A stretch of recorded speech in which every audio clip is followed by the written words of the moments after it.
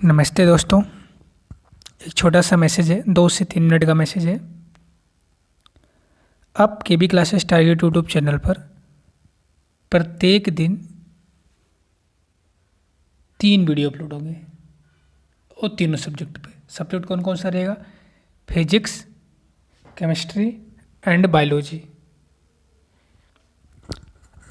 Physics में जो content रहेगा, एक तो कॉन्सेप्ट वाला वीडियो रहेगा जिसमें जैसे चैप्टर में जितने टॉपिक हैं टॉपिक वाइज कॉन्सेप्ट डिस्कस करेंगे। दूसरा वीडियो दूसरे टाइप का जो क्वेश्चन टाइप का वीडियो रहेगा, सिर्फ इसमें क्वेश्चन डिस्कस किया जाएगा और क्वेश्चन इसके NEET, TGT, PGT question, selected question को सॉल्व किया जाएगा। इसके साथ साथ कुछ और इम्पॉर्टेंट सिलेक्टेड क्वेश्चन किए जाएंगे जिससे जो टॉपिक हम लोग कवर करेंगे उस टॉपिक की अंडरस्टैंडिंग प्रॉपर हो जाए। तो यही रूल केमिस्ट्री में भी रहेगा और यही बायोलॉजी में भी रहेगा। कॉन्सेप्ट और क्वेश्चन ये सब हम लोग अब केबी क्लासेस टारगेट यूट्यूब चैनल पे करेंगे।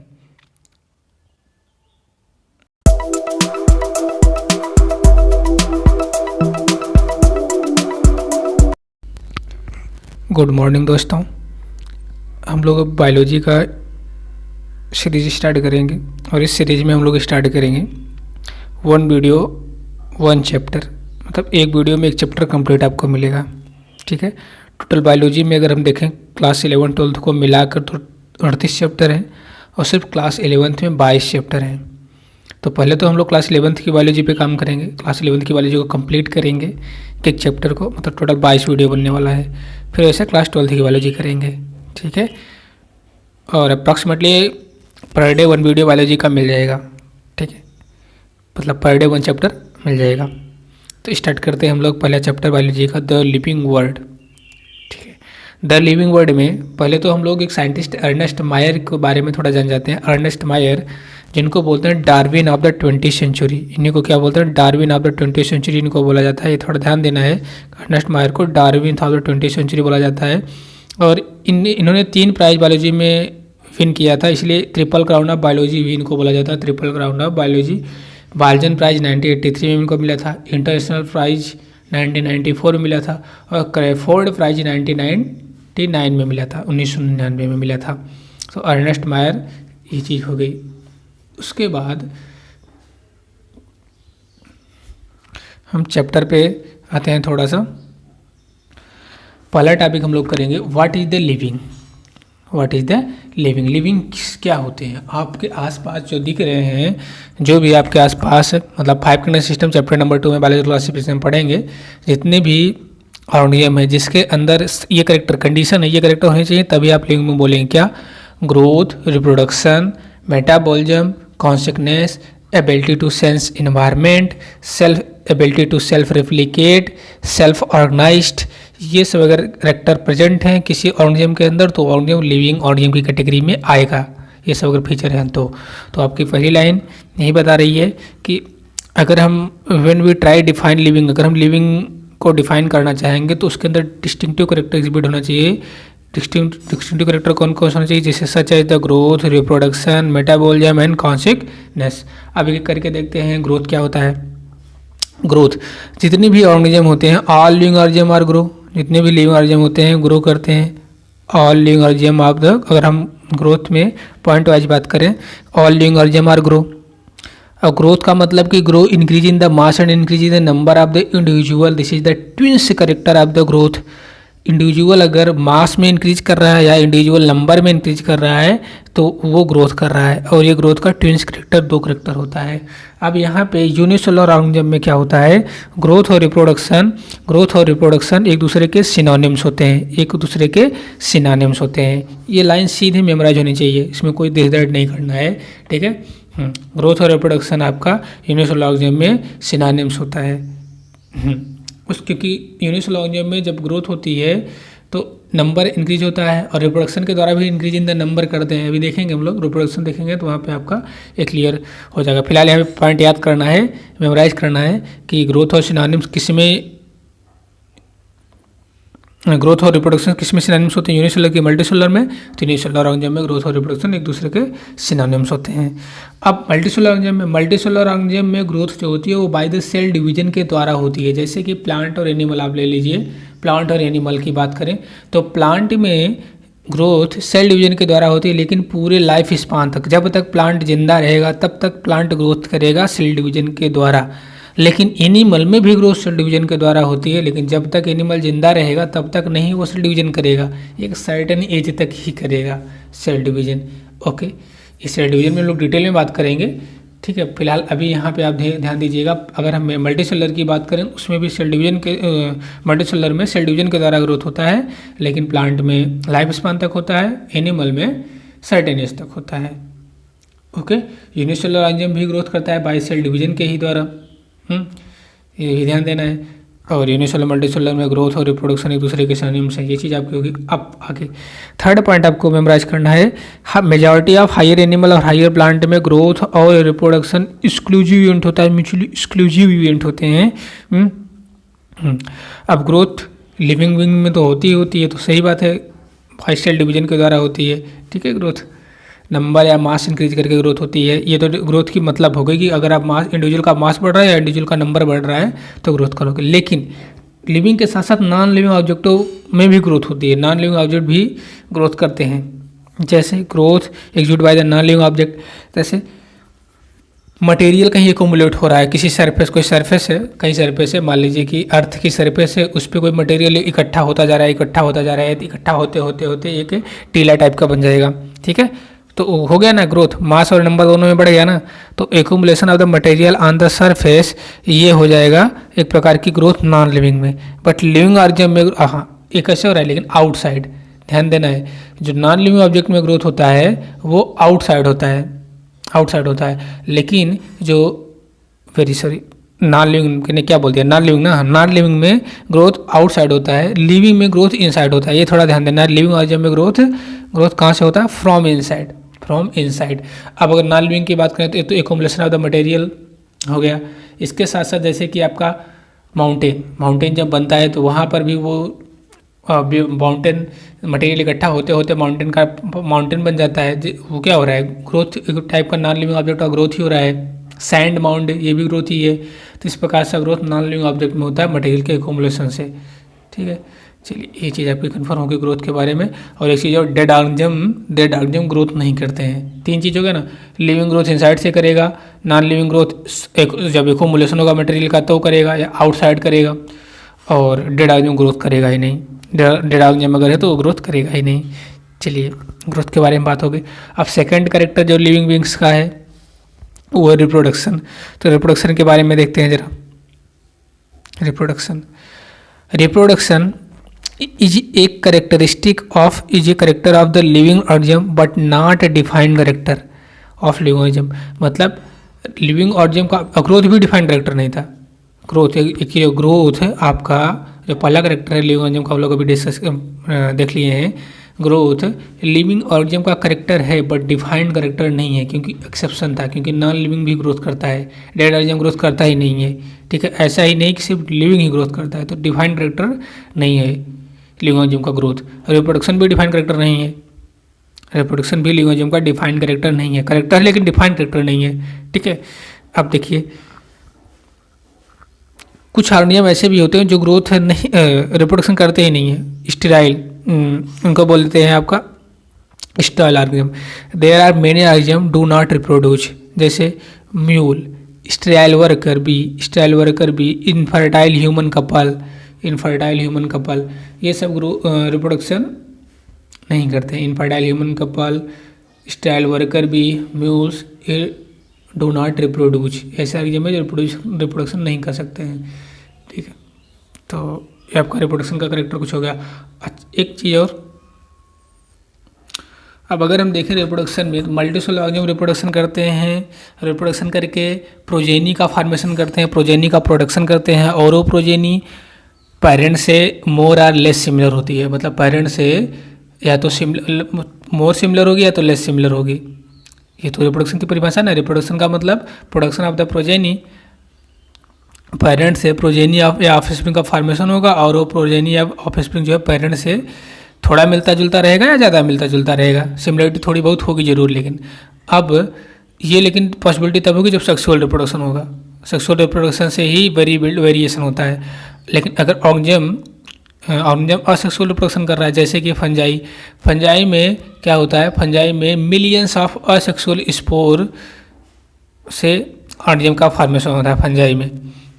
लोअर ऑर्गेनिज्म में जैसे कि लोअर ऑर्गेनिज्म का मतलब जैसे पोरीफेरा आपका हो गया, सिलेंट्रेटा हो गया, इन सब की बात कर रहे हैं। तो लोअर ऑर्गेनिज्म जैसे ईस्ट और हाइड्रा आपका, ईस्ट और हाइड्रा में असेक्सुअल रिप्रोडक्शन बर्डिंग के द्वारा होती है, बर्डिंग।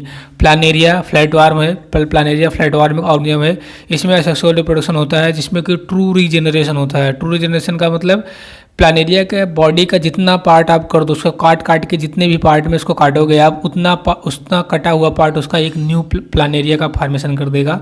इसको बोलते हैं रीजनरेशन। जैसे छिपकली होती है, छिपकली की देखो पूंछ अगर कट के गिर जाए तो फिर रीजनरेट हो जाती है, ठीक है। तो वही है, लेकिन थोड़ा स्लो रीजनरेशन इसमें होता है, प्लानेरिया में बहुत फास्ट रीजनरेशन होता है, ठीक। तो ये चीज़ आपका हो गया, ये भी रिप्रोडक्शन का ही पार्ट है। उसके बाद आप अगर देखेंगे फंजाई, फिलामेंटस एल्गी और प्रोटोनिमा ऑफ मास, ये तीनों ऐसे ऑर्गेनिज्म हैं जो कि रिप्रोड्यूस करते हैं या इजीली मल्टीप्लाई करते हैं बायो फ्रेगमेंटेशन के द्वारा। तो आपको मेमोराइज होना चाहिए, आपकी एनसीईआरटी की बुक में ये सब दिया हुआ है। मैं यहाँ पे इसलिए नहीं इसको लिख रहा हूँ या नोट डाउन कर रहा हूँ, थोड़ा टाइम जाएगा आपका, ठीक है। तो आपको बस ध्यान से सुनते हुए याद करना है। आगे आपका अब अगर हम बात मान लीजिए कि अब आते हैं यूनिसेलुलर ऑर्गेनिज्म, जैसे बैक्टीरिया, यूनिसेलुलर एल्गी और यूनिसेलुलर, मतलब यूनिसेलुलर की बात कर लेते हैं, चाहे यूनिसेलुलर बैक्टीरिया की बात करें, यूनिसेलुलर एल्गी या यूनिसेलुलर अमीबा की बात करें, तो इसमें आपका ग्रोथ और रिप्रोडक्शन एक दूसरे के सिनोनिम्स होता है, जो कि हम लोग ऊपर देख चुके हैं, ठीक है, देख चुके हैं ये चीज़ हम। चलिए, तो इतना आपका ध्यान देना है कि रिप्रोडक्शन जो होता है वो ऑर्गेनिज्म का करेक्टर है, लेकिन डिफाइंड करेक्टर नहीं है। और ये जरूर ध्यान देना किसमें कौन कौन से ऑर्गेनिज्म रिप्रोडक्शन नहीं कर सकते हैं, ओके। चलिए, अच्छा, इतना हो गया। अब रिप्रोडक्शन नॉन लिविंग ऑब्जेक्ट तो नहीं कर पाएगा, ना ही रिप्लिकेट कर पाएगा खुद से। तो नॉन लिविंग ऑब्जेक्ट कोई भी non living object capable of reproduction or replicating by itself, मतलब कोई भी नॉन लिविंग ऑब्जेक्ट ना ही रिप्रोडक्शन में कैपेबल होता है, ना ही रिप्लिकेशन में कैपेबल होता है।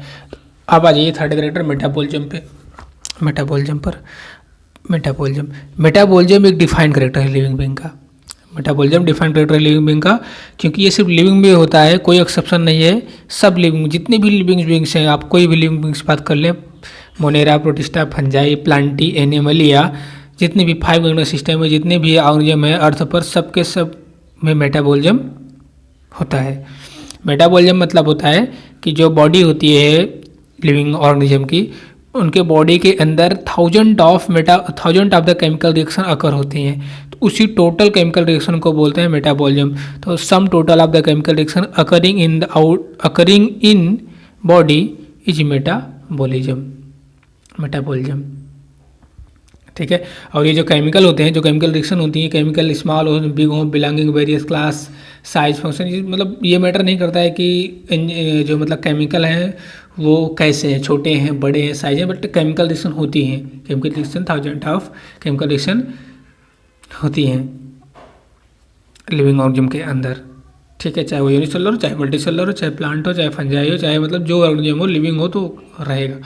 अब मेटाबॉलिज्म डिफाइनिंग फीचर है सभी लिविंग ऑर्गेनिज्म का, विदाउट एक्सेप्शन के होता है। एक बात और, आइसोलेटेड मेटाबॉलिक रिएक्शन जो कि इन विट्रो मतलब आउटसाइड द बॉडी करवाया जाता है, आर नॉट लिविंग थिंग, वो लिविंग थिंग नहीं है, लेकिन श्योरली वो लिविंग रिएक्शन है। इसका मतलब समझो कि अगर आप आइसोलेटेड मेटाबॉलिक रिएक्शन शरीर के बाहर परख नली में करवा रहे हैं, तो वो ना लिविंग है ना ही नॉन लिविंग है। ये आपकी एक एनसीईआरटी की लाइन है कि अगर आप isolated metabolic reaction outside the body self free system में करवा रहे हैं, तो वो रिएक्शन ना ही लिविंग होती है ना ही नॉन लिविंग होती है, ठीक है। तो ये थोड़ा सा ध्यान देना है आपको। बट वो रिएक्शन लिविंग रिएक्शन है, लिविंग थिंग नहीं है, लेकिन लिविंग रिएक्शन है। चलिए, आपकी मेटाबॉलिज्म की कहानी हो गई कहाँ, यहाँ पे सेल्फ ऑर्गेनाइजेशन की अगर बात करें हम, सेलुलर ऑर्गेनाइजेशन, ये आपका सेलुलर ऑर्गेनाइजेशन भी डिफाइनिंग फीचर है। Cellular organisation of the body is the defining feature of the life form. चलिए, consequence defining property of the living organism. Consequence जो होती है ये भी आपकी डिफाइनिंग प्रॉपर्टी है लिविंग ऑर्गेनिज्म की। जैसे कि आप लिविंग ऑर्गेनिज्म के अंदर एबिलिटी होती है ना, अपने सराउंडिंग, जो उसका सराउंडिंग है या जो उसके आसपास का एनवायरनमेंट, उसको सेंस करने की एबिलिटी होती है। और ये एबिलिटी सिर्फ लिविंग बींग्स के अंदर होती है, नॉन लिविंग के अंदर नहीं होती है। ठंडी है, गर्मी है, बरसात है, ठीक है, हर एक चीज़ जैसा एनवायरनमेंट है उसको सेंस करने की एबिलिटी सिर्फ लिविंग बींग्स के अंदर होती है। उसको पता चल जाता है हाँ गर्मी है, सर्दी है, बरसात है, जैसा एनवायरनमेंट रहेगा ऑर्गेनिज्म को पता चल जाएगा, सेंस हो जाएगा उसको, और उसी के अकॉर्डिंग वो उसका रिस्पॉन्स भी दे देगा। ठीक है, तो ये चीज़ आपकी हो जाएगी। अच्छा, अब इन्वायरमेंटल स्टिमुलस जो होगा, वो इन्वायरमेंटल स्टिमुलस कैसा भी हो, चाहे फिजिकल हो, चाहे केमिकल हो, चाहे बायोलॉजिकल हो, उसके इन तीनों का सेंस होता है लिविंग बीइंग के अंदर, इन तीनों की अंडरस्टैंडिंग होती है लिविंग बीइंग के अंदर। तो ये चीज़ आपका हो जाएगा, मतलब कॉन्सिक्वेंस है लिविंग बीइंग के अंदर, कॉन्सिक्वेंस है। जैसे प्लांट की बात करें हम, अगर लिविंग बीइंग में plant, Monera Protista, fungi, Plantae, निम्बली सब आएंगे ना। प्लांटी की अगर हम बात करें, प्लांट में रिस्पॉन्स करता है एक्सटर्नल फैक्टर का।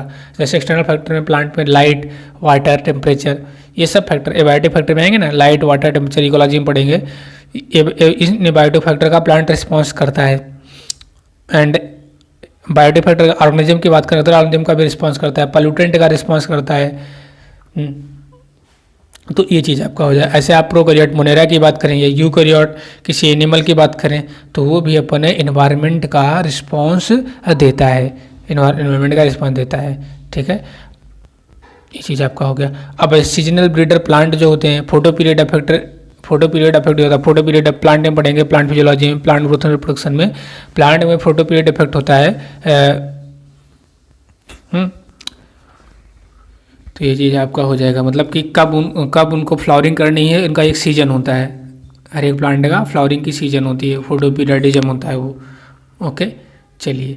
और जितने भी ऑर्गेनिज्म होते हैं अपने सराउंडिंग इन्वायरमेंट के प्रति अवेयर होते हैं, पता चल जाता है कि उनको सराउंडिंग इन्वायरमेंट कैसा है, बात सीधी सी बात। बट एक ऑर्गेनिज्म ऐसा है जो कि सेल्फ कॉन्शियसनेस होता है, वो है human being aware of himself, खुद से अवेयर हो जाता है। सेल्फ कॉन्शियसनेस ह्यूमन बीइंग के अंदर है। ठीक है, ये भी थोड़ा सा ध्यान देना है। आगे आपकी वही चीज़ है आपकी, consciousness means ability to sense their environment, to sense their surrounding और environment and response to the environment stimulus. Human being ऐसा अकेला प्राणी है जो अवेयर ऑफ हिमसेल्फ, खुद को अवेयर करता है, जिसको बोलते हैं सेल्फ कॉन्शियसनेस। पूरे लिविंग बीइंग में नहीं है, सिर्फ ह्यूमन बीइंग में है। पूरे लिविंग बीइंग में कॉन्शियसनेस है, मतलब एबिलिटी टू सेंस एनवायरनमेंट है, बट ह्यूमन बीइंग में सेल्फ कॉन्शियसनेस है, स्वचेतना है। ठीक है, चलिए अब हम लोग आएंगे ग्रोथ। ये आपका लिविंग बीइंग का 4 कैरेक्टर हो गया ना, ग्रोथ, रिप्रोडक्शन, कॉन्शियसनेस मतलब वही एबिलिटी टू सेंस एनवायरनमेंट और मेटाबॉलिज्म, ये चीज़ हो गई। अब अगर हम लिविंग वर्ल्ड की डाइवर्सिटी का डाटा देखें, अब तक जो नंबर ऑफ स्पीसीज डिस्क्राइब्ड है वो है 1.7 से 1.8 मिलियन, 1.8 से 1.8 मिलियन। अभी आएगा, सब कुछ आएगा। पहले हम देखते हैं टैक्सोनॉमी के बारे में थोड़ा सा आपको ये चीज़ ध्यान देना है। ठीक है, टैक्सोनॉमी में हम स्टडी करते हैं क्या taxonomy study of the following point. क्या स्टडी करेंगे इसमें हम लोग? टैक्सोनॉमी में आइडेंटिफिकेशन के बाद आइडेंटिफिकेशन की स्टडी करेंगे, नॉमेनक्लेचर और क्लासिफिकेशन की, ये 3 थिंग्स की स्टडी करेंगे। क्या identification, nomenclature and classification.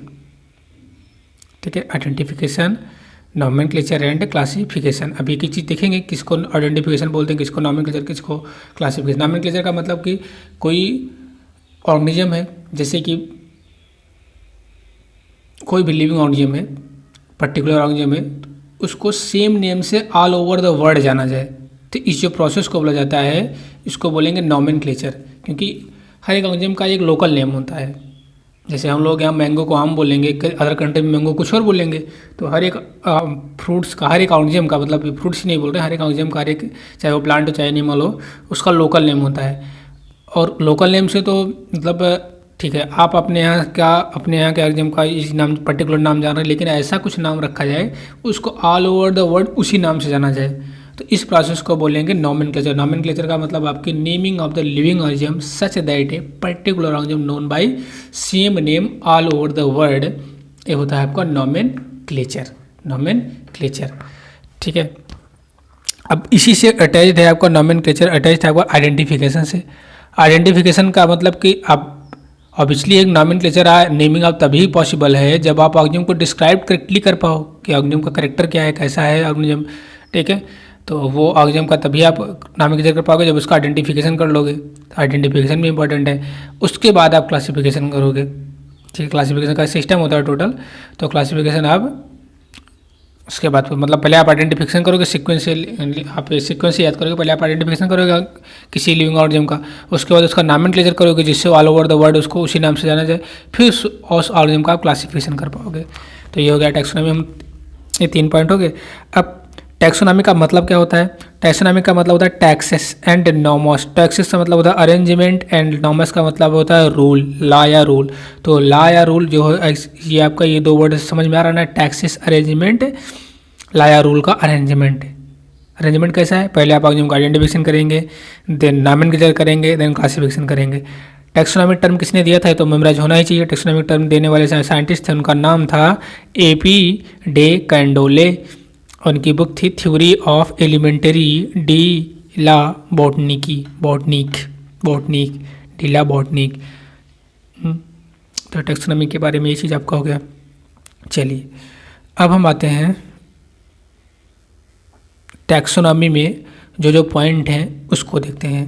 Identification, पहले आप ये स्टेप ही है, पहले आप ऑर्गेनिज्म का आइडेंटिफिकेशन करोगे। आइडेंटिफिकेशन का मतलब a process by which an organism recognised from the other by already known organism and is assigned to a particular taxonomy group is called the identification. ये आइडेंटिफिकेशन की आप डिफाइन करोगे तो ऐसे डिफाइन करोगे कि आइडेंटिफिकेशन एक प्रोसेस है जिसमें organism recognised from the other by already known organism, no organism, तो and assigned to a particular taxonomic group is called. तो ये तो डिफिनीशन आपकी, डिफिनीशन आप ऐसे याद करते हो, लेकिन पर्टिकुलरली इसमें बस आप इतना ही होता है आइडेंटिफिकेशन में कि आप ऑर्गेनिज्म को आइडेंटिफाई करो, ऑर्गेनिज्म को आइडेंटिफाई करो, करेक्टली उसको डिस्क्राइब करके ये आइडेंटिफाई कर लो कि ये ऑर्गेनिज्म किस फैमिली या किस किंगडम से बिलोंग कर रहा है, तो आइडेंटिफिकेशन आपका हो जाएगा। नॉमेनक्लेचर का मतलब, नॉमेनक्लेचर में नेमिंग ऑफ ऑर्गेनिज्म की जाती है, ऑर्गेनिज्म की नेमिंग की जाती है, ऑर्गेनिज्म की नेमिंग की जाती है according to the international scientific rule. International scientific rule क्या है? जिसको बोलते हैं नॉमेनक्लेचर। इंटरनेशनल साइंटिफिक रूल, जैसे आपको अगर कोई एनिमल है तो उसके लिए ICZN है, अगर कोई प्लांट है तो उसके लिए ICBN है, international code for botanical nomenclature. ICZN का फुल फॉर्म हो जाएगा international code of zoological nomenclature, ये आपका हो जाएगा। तो उसके अकॉर्डिंग आप नॉमेनक्लेचर करोगे।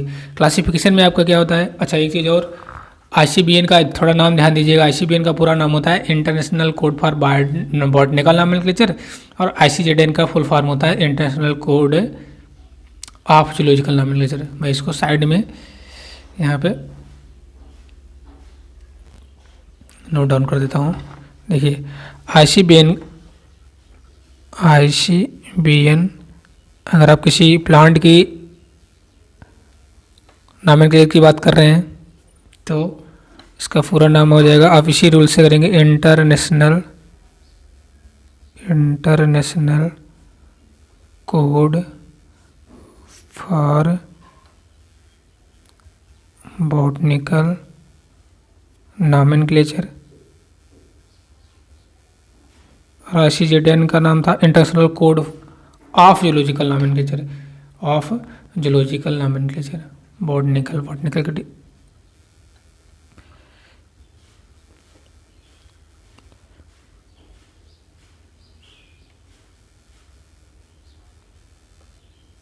ठीक है। चलिए तो यहाँ तक आपका कन्फर्म। अब क्लासिफिकेशन पे आते हैं। क्लासिफिकेशन का मतलब होता है, क्लासिफिकेशन भी एक प्रोसेस। इस प्रोसेस में, क्लासिफिकेशन प्रोसेस में क्या होता है कि process by which any organism grouped into the convenient category on the basis of the observable character. अभी समझ में आ जाएगा। क्लासिफिकेशन करते समय किसी ऑर्गेनिज्म का उसको एक कन्वीनियंट कैटेगरी में हम कैटेगराइज करेंगे, ठीक। Grouped into the convenient category में उसको एक पहली बात तो एक ऑर्गेनिज्म का ग्रुप रहेगा क्लासिफिकेशन में। मतलब ऐसा थोड़ी ना कि आप किंगडम प्लांटी में किंगडम एनिमली वाला ग्रुप डाल दोगे, ऐसा नहीं ना। किंगडम प्लांटी का है तो प्लांटी वाला ग्रुप, अगर प्लांटी का है तो प्लांटी वाले ग्रुप में उसको रखा जाएगा। तो कन्वीनियंट कैटेगरी होती है kingdom, phylum, class, order, family, genus, species. तो अभी देखेंगे हम लोग, तो ये चीज़ आपको हो जाएगा। सिंपल सा फंडा आपको ध्यान देना है, जरूर ध्यान देना है कि टैक्सोनॉमी में 3 थिंग्स ध्यान देने हैं। पहली बात तो मतलब सीक्वेंस से आइडेंटिफिकेशन, नॉमेनक्लेचर एंड क्लासिफिकेशन। पहले आप किसी ऑर्गेनिज्म का आइडेंटिफिकेशन करेंगे, देन ऑर्गेनिज्म का नॉमेनक्लेचर करेंगे, देन उसका क्लासिफिकेशन करेंगे। अब आते हैं हम लोग सिस्टमेटिक टर्म। सिस्टमेटिक टर्म किसने दिया था, इसमें क्या क्या आते हैं, इंक्लूड इसमें क्या क्या है। चलिए, सिस्टमेटिक टर्म देने वाले जो साइंटिस्ट थे, सिस्टमेटिक टर्म साइंटिस्ट का नाम तो यहाँ से मिसिंग है, तो यहाँ पे आप बस ध्यान दीजिएगा सिस्टमेटिक, ठीक है। तो सिस्टमेटिक में कार्लोस लिनियस साहब ने यूज किया था सिस्टेमा नेचुरी, जो उनके पब्लिकेशन का टाइटल था, ठीक है। अब आता है सिस्टमेटिक टर्म का मतलब लैटिन वर्ड है, सिस्टम लैटिन वर्ड है, एंड इसका मतलब होता है systematic arrangement of the organism. Systematic arrangement of the organism systematics में इंक्लूड आएंगे। तो टैक्सोनॉमी में 3 पॉइंट हम लोग स्टडी किए थे, मतलब 3 चीज़ों को देख रहे थे। क्या क्या, identification, nomenclature, classification. But systematics में आइडेंटिफिकेशन, नॉमेनक्लेचर, क्लासिफिकेशन तो है, उसके साथ साथ एक और ऐड हो गया, एफिनिटीज। तो सिस्टमेटिक्स में 3 है, उसके साथ एक और ऐड हो गया, एफिनिटीज। अब मॉडर्न टैक्सोनॉमी की बात करें, अगर हम मॉडर्न टैक्सोनॉमी की बात करें, तो इसमें हम ऑर्गेनिज्म का एक्सटर्नल स्ट्रक्चर देखेंगे, ऑर्गेनिज्म का इंटरनल स्ट्रक्चर देखेंगे, एंड उसका इकोलॉजिकल इन्फॉर्मेशन देखेंगे। इकोलॉजिकल इन्फॉर्मेशन का मतलब कि ऑर्गेनिज्म किस इकोलॉजी में रह रहा है, ठीक है। एंड सेल स्ट्रक्चर, ये सेल स्ट्रक्चर, उसके साथ साथ मतलब मॉडर्न टैक्सोनॉमी में किसी ऑर्गेनिज्म को क्लासीफाई करने के लिए ऑर्गेनिज्म का external structure, internal structure of the cell, developmental process भी देखेंगे, ठीक है। इकोलॉजिकल इन्फॉर्मेशन ऑर्गेनिज्म को इकट्ठा करेंगे। तो इन सब को मिला के ये सब जरूरी है, मतलब ये सब इसेंशियल हैं मॉडर्न टैक्सोनॉमी के लिए, या मॉडर्न टैक्सोनॉमी की सब बेसिस है। अगर पूछा जाए मॉडर्न टैक्सोनॉमी के किस बेसिस पे आप मॉडर्न टैक्सोनॉमी किसी ऑर्गेनिज्म का टैक्सोनॉमी या क्लासीफाई करोगे, तो मॉडर्न टैक्सोनॉमी के अकॉर्डिंग हम ऑर्गेनिज्म का पहले एक्सटर्नल स्ट्रक्चर देखेंगे, इंटरनल स्ट्रक्चर देखेंगे, इकोलॉजिकल इन्फॉर्मेशन इकट्ठा करेंगे, सेल स्ट्रक्चर देखेंगे, डेवलपमेंटल प्रोसेस देखेंगे। ये आप मॉडर्न टैक्सोनॉमी में इतनी चीज़ों के बारे में पहले ऑर्गेनिज्म के बारे में इन सब फीचर को देखेंगे, देन मॉडर्न टैक्सोनॉमी के अकॉर्डिंग उसको क्लासीफाई करेंगे। अच्छा, अच्छी बात है। सिस्टेमेटिक में सिस्टेमा नेचुरी करस्टली जिसने दिया था, ये थोड़ा ध्यान देने का, उसको मतलब उसके पब्लिकेशन का नाम था ये। आता है टैक्सोनॉमी में आपका कुछ टर्म है यहाँ पे, कीमोटैक्सोनॉमी, साइटोटैक्सोनॉमी, जो कि आपको बायोलॉजिकल क्लासिफिकेशन में मिलेगा। टैक्सोनॉमी में आपको साइटोटैक्सोनॉमी को मतलब होता है नहीं, प्लांट किंगडम में मिलेगा ये चीज़, प्लांट किंगडम में मिलेगा। फिर यहाँ पे भी एक बार देख लीजिए, साइटोटैक्सोनॉमी में आपका हो जाएगा, ये आप साइटोलॉजिकल इन्फॉर्मेशन के बेसिस पे अगर ऑर्गेनिज्म को क्लासीफाई कर रहे हैं तो वो हो जाएगा साइटोटैक्सोनॉमी, जैसे कि chromosome number, chromosome structure, chromosome behaviour. कीमोटैक्सोनॉमी based होता है केमिकल कॉन्स्टिट्यूएंट ऑफ प्लांट, जैसे कि carotenoid, tennis, polysaccharide, nucleic acid, fatty acid, amino acid, aromatic compound etcetera. तो कीमोटैक्सोनॉमी किस पर बेस्ड है, केमिकल कॉन्स्टिट्यूएंट ऑफ प्लांट पर बेस्ड है। का साइटोटैक्सोनॉमी साइटोलॉजिकल इन्फॉर्मेशन पर बेस्ड है। ओके, अब ये जो आपकी चीज़ है सेम इन्फॉर्मेशन, ये आपकी एनसीईआरटी ने पहले ही जहाँ पे लिखा हुआ है diversity in the living world, वहाँ पे इन्होंने दे रखा है कि अब तक जितनी भी लिविंग बींग्स या लिविंग ऑर्गेनिज्म या number of the species described हो चुके हैं, उनका नंबर है 1.7 से 1.8 मिलियन डिस्क्राइब्ड हो चुके हैं। इसमें से 1.2 मिलियन एनिमल हैं और इतने प्लांट हैं। कितने प्लांट हैं? 0.5 मिलियन प्लांट है। 0.5 मिलियन प्लांट है। टोटल 1.7 से 1.8 मिलियन डिस्क्राइब्ड हो चुके हैं अब तक स्पीसीज। इसमें से 1.2 एनिमल स्पीसीज हैं, 0.5 मिलियन प्लांट स्पीसीज हैं। ओके, अब कुछ इधर ध्यान दे लीजिए। प्रैक्टिकल सिग्निफिकेंस ऑफ टैक्सोनॉमी क्या होता है? Is identification of unknown organism. अगर अननोन ऑर्गेनिज्म का आइडेंटिफिकेशन करना है तो वो प्रैक्टिकल सिग्निफिकेंस होता है टैक्सोनॉमी का। ठीक, मैक्सिमम डाइवर्सिटी ये इकोलॉजी में मिलेगा, यहाँ पर भी ध्यान दीजिएगा। मैक्सिमम ट्रॉपिकल रेन फॉरेस्ट में आपको मैक्सिमम डाइवर्सिटी देखने को मिलेगी। और सेकेंड मैक्सिमम डाइवर्सिटी आपको देखने को मिलेगी कहाँ पर? Second maximum diversity coral reef में देखने को मिलेगी। ठीक है, तो जब हम लोग अभी इकोलॉजी में पढ़ेंगे, ऑर्गेनिज्म में पॉपुलेशन में ट्रॉपिकल रेन फॉरेस्ट, टेम्परेट, ठीक है, डिजर्ट, सी कॉस्ट, वहाँ से जितने भी मतलब क्या बोलते हैं कि इन सब में मैक्सिमम डाइवर्सिटी आपका ट्रॉपिकल रेन फॉरेस्ट में होगा। सेकेंड मैक्सिमम डाइवर्सिटी आपका कोरल रीफ्स में होगा। यहाँ तक कंफर्म है? चलिए नॉमेनक्लेचर पे आते हैं। नॉमेनक्लेचर में पहला सिस्टम जो था बायोनॉमियल सिस्टम। नॉमेनक्लेचर का मतलब आपको पता है ना, नेमिंग करना, किसी ऑर्गेनिज्म का नेमिंग करना। नेमिंग करने के प्रोसेस को नॉमेनक्लेचर बोलते हैं। तो नॉमेनक्लेचर में पहला बायोनॉमियल सिस्टम जिसको दिया था कैरोलस लिनियस ने। कैरोलस लिनियस के बारे में थोड़ा ध्यान देते हैं। Carolus Linnaeus used this nomenclature system for the first name on large scale and propose the scientific name of all plant and animal. ठीक है, तो जितने भी प्लांट, इन्होंने दो ग्रुप बनाया, एक प्लांट एक एनिमल, तो इसीलिए इसको बायोनॉमियल नॉमेनक्लेचर बोला गया कैरोलस लिनियस के नॉमेनक्लेचर को।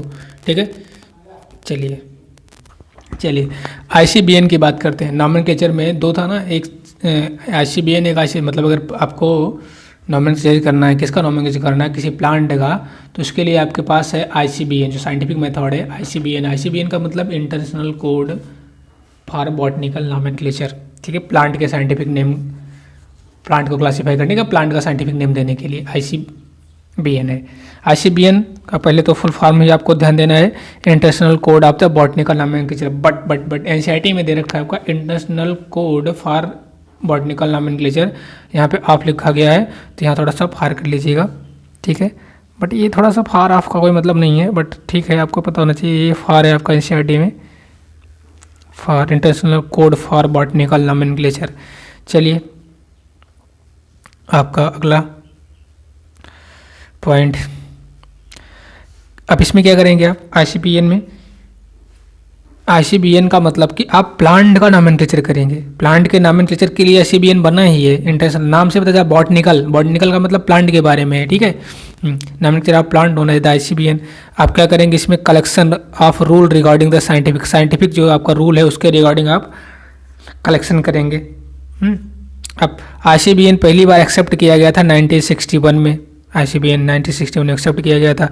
मेन रूल ICBN का क्या है? जैसे कि आप क्या करोगे, आलू है आम, ये दो है आलू आम, मतलब एनसीईआरटी में आप आलू को क्लासीफाई करोगे ICBN के अकॉर्डिंग। मेन रूल पहला आप क्या करोगे, उसका जेनरिक नेम बताओगे, फिर उसका साइंटिफिक स्पेसिफिक नेम। स्पेसिफिक मतलब जीनस और स्पीशीज होती है ना, टैक्सोनॉमी कभी हम देखेंगे एड्स उसमें कैटेगरीज में, एक जीनस होता है एक स्पीशीज। तो कोई अगर लोकल नेम में कोई मतलब लिविंग क्या बोलते हैं, कोई ऑर्गेनिज्म है, जैसे पोटैटो, आलू है, पोटैटो का जो जीनस है वो सोलेनम है और जो स्पीशीज है वो ट्यूबरोसम है। तो ध्यान देना है, जीनस को आप, जीनस का जो फर्स्ट लेटर है वो कैपिटल लेटर में रहेगा, ठीक है, और स्पीशीज का जो टोटल लेटर है वो स्मॉल लेटर में रहेगा। ये आपका रूल है। तो पहले तो मैं ऑर्गेनिज्म का नाम ही लिख दिया हूँ, उसके बाद इसका रूल लिखेंगे, हम लोग देखेंगे। ठीक है, सोलेनम ट्यूबरोसम जिसको पोटैटो बोलते हैं, ऐसे सोलेनम निग्रम एक मकोई होता है। तो सोलेनम इसमें क्या हो गया, सोलेनम आप जेनेरिक हो गया, ट्यूबरोसम जो हो गया स्पीशीज या स्पेसिफिक इथलेट हो गया।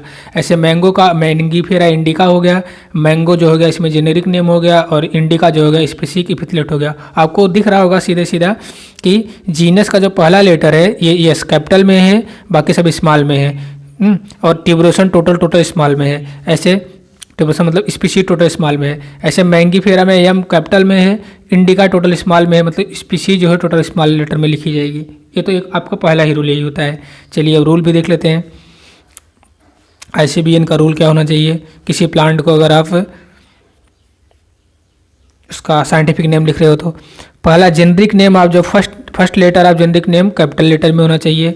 First letter of specific species का जो है स्मॉल लेटर में होना चाहिए। First letter of specific epithet मतलब स्पीशीज स्मॉल लेटर।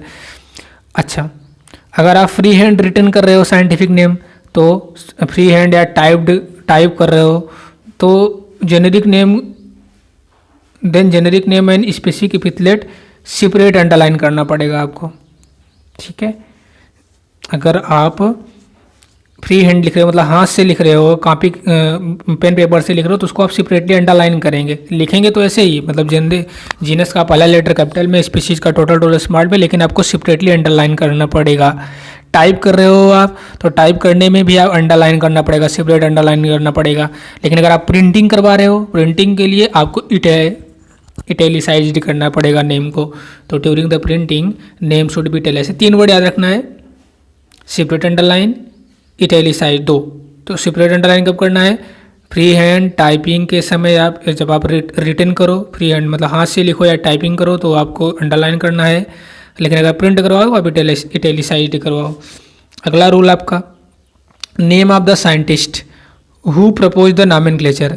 नॉमेनक्लेचर जिसने प्रपोज किया था उसका उस साइंटिस्ट का नाम रिटन करना पड़ेगा शॉर्ट फॉर्म में, short form after the specific epithet. जैसे मैंगीफेरा इंडिका को लिनियस ने इसका साइंटिफिक नेम दिया था तो मैंगीफेरा इंडिका लिन, तो इसका एब्रीवेटेड फॉर्म है ना लिनियस का लिन। ठीक है, तो ये आपका 4th रूल हो गया। अगला name of the scientist neither underline nor italicised. जो साइंटिस्ट का नाम है ना आपको उसको अंडरलाइन करना है ना इसको इटैलिसाइज्ड करवाना है, बट हाँ अगर लिखेंगे but are written in Roman letter simple alphabet. ठीक है, रोमन और सिंपल अल्फ़ाबेट में आप लिखेंगे जैसे मैंगीफेरा इंडिका लिन। ये आपका तरीका हो गया।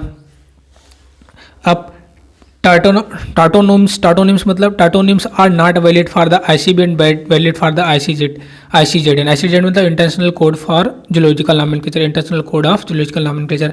ये टाटोनिम्स जो है ये प्लांट के लिए वैलिड नहीं है, मतलब ICBN में वैलिड नहीं है लेकिन ICZN में वैलिड है। जैसे मैंगीफेरा ये वैलिड नेम नहीं है।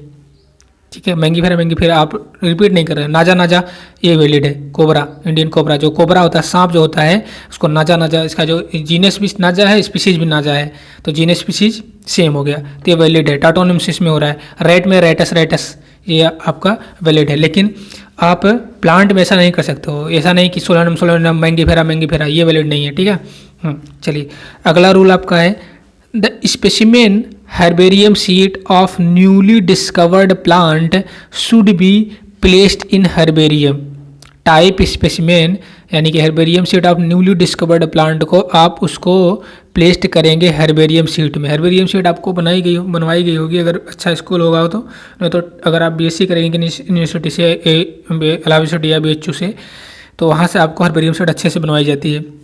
ठीक है, उसमें आप प्लांट को कलेक्ट करोगे, डिफरेंट प्लांट को कलेक्ट करोगे, उसका साइंटिफिक नेम, पूरा क्लासिफिकेशन, उसका कुछ कैरेक्टर लिख के आप पूरा उसको एक हेर्बेरियम शीट मिलेगी उसमें आप उसको कलेक्ट करते चले जाओगे। चलिए अगला आपका रूल है scientific name should be derived from the Latin और Greek language because these are dead language. ये तो आपको नॉमेनक्लेचर कंफर्म हो गया ना। चलिए अब आते हैं सेकंड आपका जो था क्लासिफिकेशन, टैक्सोनॉमी या सिस्टमेटिक्स का सेकंड जो पॉइंट था क्लासिफिकेशन था। तो हम लोग आते हैं क्लासिफिकेशन पर।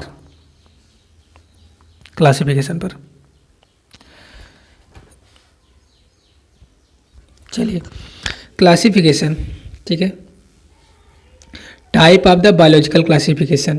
तो अगर हम बायोलॉजिकल क्लासिफिकेशन में बात करें तो ये एक आपका है आर्टिफिशियल क्लासिफिकेशन, आर्टिफिशियल क्लासिफिकेशन में क्या करेंगे, इस टाइप क्लासिफिकेशन में, in this type of classification plant are classify on the basis of 1 or 2 morphological character. मतलब कुल मिला के आप प्लांट को क्लासिफाई करेंगे सम मॉर्फोलॉजिकल करेक्टर को लेके। ऑल मॉर्फोलॉजिकल करेक्टर को कंसिडर नहीं किया जाएगा, 1 या 2 मॉर्फोलॉजिकल करेक्टर के अकॉर्डिंग प्लांट को हम क्लासीफाई करेंगे। आर्टिफिशियल क्लासिफिकेशन सिस्टम हो गया। जैसे classification artificial classification system propose करने वाले साइंटिस्ट थे कैरोलस लिनियस। इन कैरोलस लिनियस में जो आर्टिफिशियल सिस्टम था इसमें इन्होंने इक्वल वेटेज दिए। Equal weightage is given to both vegetative character and the reproductive structure. Note करके पॉइंट आप नोट करेंगे। इनकी एक बुक है कैरोलस लिनियस की, जेनेरा प्लांटेरम। जेनेरा प्लांटेरम में लिनियस ने क्लासीफाई किया है प्लांट किंगडम को 24 क्लासेस में, मतलब 24 classes on the basis of the stamen के बेसिस पे। और लिनियस क्लासिफिकेशन इज आल्सो, इसको बोलते हैं लिनियस क्लासिफिकेशन को सेक्सुअल क्लासिफिकेशन भी कहते हैं। ठीक है। नेचुरल क्लासिफिकेशन, सेकंड जो क्लासिफिकेशन सिस्टम है नेचुरल क्लासिफिकेशन सिस्टम है। Natural classification system in this type plant are classify on the basis of the complete morphological character. तो कंप्लीट मॉर्फोलॉजिकल करेक्टर के बेसिस पे हम लोग इसको क्लासीफाई करते हैं। मतलब नेचुरल क्लासिफिकेशन सिस्टम में जो बेस्ड होता है क्लासिफिकेशन सिस्टम का, नेचुरल क्लासिफिकेशन सिस्टम का, वो होता है कंप्लीट मॉर्फोलॉजिकल करेक्टर। मतलब stem, root, leaf, flower etcetera पूरा मॉर्फोलॉजिकल करेक्टर के बेसिस पे हम लोग नेचुरल क्लासिफिकेशन सिस्टम करते हैं। Stem, root, leaf etcetera. It represent the inter relationship among the plant. जैसे natural non phylogenetic and natural phylogenetic. Natural non phylogenetic का मतलब हो गया, नेचुरल नॉन फाइलोजेनेटिक क्लासिफिकेशन का मतलब हो गया, in this classification the phylogeny of plant not considered. तो प्लांट की फाइलोजेनी ऑफ प्लांट नॉट इसमें कंसिडर नहीं किया जाता है, मतलब ओनली कंसिडर किया जाता है morphology of the plant. Plant की मार्फोलॉजी को कंसिडर किया जाता है, इसलिए इसको natural non phylogenetic classification system बोला गया। दूसरा नेचुरल फाइलोजेनेटिक क्लासिफिकेशन सिस्टम। इस क्लासिफिकेशन में दोनों के दोनों फाइलोजेनी एंड मार्फोलॉजी दोनों कंसीडर किए जाते हैं। बात morphology and phylogeny are consider in phylogenetic classification. The plant are arranged on the basis of their evolution. Phylogenetic का मतलब होता है कि इवोल्यूशन के बेसिस पर आप प्लांट को क्लासिफाई कर रहे हो। तो फाइलोजेनी भी और मार्फोलॉजी दोनों को बेसिस बना के अगर क्लासिफिकेशन किया गया तो वो होता है natural phylogenetic classification system. Note करके पॉइंट आप यहाँ पे ध्यान देंगे। इन फाइलोजेनेटिक क्लासिफिकेशन सिस्टम में प्लांट अरेंज होता है on the basis of their evolutionary primitive. Evolutionary primitive के बेसिस पे प्लांट को अरेंज किया जाता है फाइलोजेनेटिक क्लासिफिकेशन। जैसे हम लोग पढ़ेंगे प्लांट किंगडम में, ठीक है, पहले तो हम लोग पढ़ेंगे एल्गी जो कि थैलोफिटिक प्लांट होता है। एल्गी के बाद पढ़ेंगे ब्रायोफाइटा, जो कि ब्रायोफाइटा के बाद थोड़ा और इवॉल्व होगा प्लांट तो टेरिडोफाइटा से ज़्यादा एडवांस जिम्नोस्पर्म से मोस्ट एंड सबसे ज़्यादा एडवांस्ड जो प्लांट किंगडम है वो एंजियोस्पर्म है। तो सबसे प्रिमिटिव प्लांट है आपका थैलोफाइट, सबसे एडवांस है आपका एंजियोस्पर्म। ध्यान देना है, सबसे एडवांस है आपका एंजियोस्पर्म, सबसे प्रिमिटिव है थैलोफाइट। थैलोफाइट में आपका एल्गी आएगा। उसके बाद जो बीट में आएंगे ब्रायोफाइटा, टेरिडोफाइटा और जिम्नोस्पर्म। इसमें से आपको देखना है bryophyta amphibian of the plant kingdom बोला जाता है। टेरिडोफाइटा जो होता है ये आपका टेरिडोफाइटा प्लांट के नाम एक सेपरेट ग्रुप है। जिम्नोस्पर्म जो कि नेक्ड सीड इसमें होता है, ठीक है, नेक्ड सीड होता है।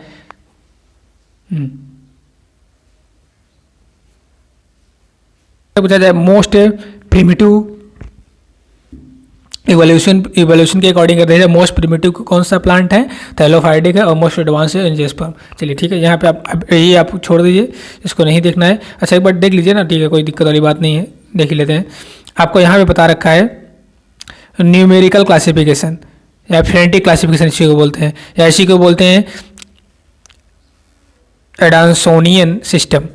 इसमें क्या होता है कि प्लांट क्लासीफाई होते हैं on the basis of the number of similarity and dissimilarity के बेसिस से प्लांट को क्लासीफाई किया जाता है। This classification is easily carry out by using the computers and it based on all observable characteristics. In this way each character is given equal importance eight the same time 100 of the character can be considered. तो ये numerical classification हो गया, जिसको फ्रेनेटिक classification भी। Taxonomic categories देखते हैं हम लोग। टैक्सोनॉमिक कैटेगरीज भी हम लोग ये देखेंगे कि क्लासिफिकेशन जैसे कि पता है, क्लासिफिकेशन एक सिंगल स्टेप प्रोसेस नहीं है। Classification is not a single step process. इसमें मैंने इन्वॉल्व होता है hierarchy of the step. Taxonomy classification में hierarchy of the step involve होता है, और इसमें ईच स्टेप रिप्रेजेंट करता है रैंक या कैटेगरी को। Each step represent the rank और category. Since the category is a part of overall taxonomic arrangement, मतलब कैटेगरी जो होता है ये टैक्सोनॉमिक अरेंजमेंट का ये पार्ट हो जाएगा। ठीक है, तो ये चीज़ आपको पता चल गया। इसे बोलते हैं टैक्सोनॉमिक कैटेगरीज। सिंपल सा जो टैक्सोनॉमिक कैटेगरी होती है उसमें मेनी कैटेगरी होते हैं, और ईच स्टेप जो होता है टैक्सोनॉमिक हायरार्की का, टैक्सोनॉमिक हायरार्की में मेनी स्टेप होता है। फिर से समझ लीजिए, क्लासिफिकेशन एक सिंगल स्टेप प्रोसेस नहीं है, इसमें मेनी स्टेप होता है, मतलब कई टैक्सोनॉमिक कैटेगरीज होती हैं, और यही टैक्सोनॉमिक कैटेगरीज मिलकर हायरार्की बनाती हैं। हायरार्की ओके, सिंपल सा यही है। यही taxonomic categories together constitute together category together constitute the taxonomic hierarchy, और each category represent the unit of the classification. लेकिन basic unit of the classification जो होता है वो होता है स्पीशीज। तो पहले हम स्पीशीज की बात करेंगे। देखो लैंग्वेज में तो ठीक है, बट थोड़ा समझने के लिए जैसे मान लीजिए कि अच्छा एक मिनट, पहले टैक्सोनॉमिक कैटेगरी आप सुन लीजिए ना। टैक्सोनॉमिक कैटेगरी में आपका आएगा kingdom, phylum, class, order, family, genus and species. यही आपके स्टेप हैं, यही आपकी कैटेगरीज हैं। ठीक है, हाँ। प्लांट में जहाँ पे आपका फाइलम है वहाँ पे प्लांट में डिवीजन हो जाएगा। जब एनिमल का आप टैक्सोनॉमिक कैटेगरी लिखेंगे तो ये लिखेंगे kingdom, phylum, class, order, family, genus and species.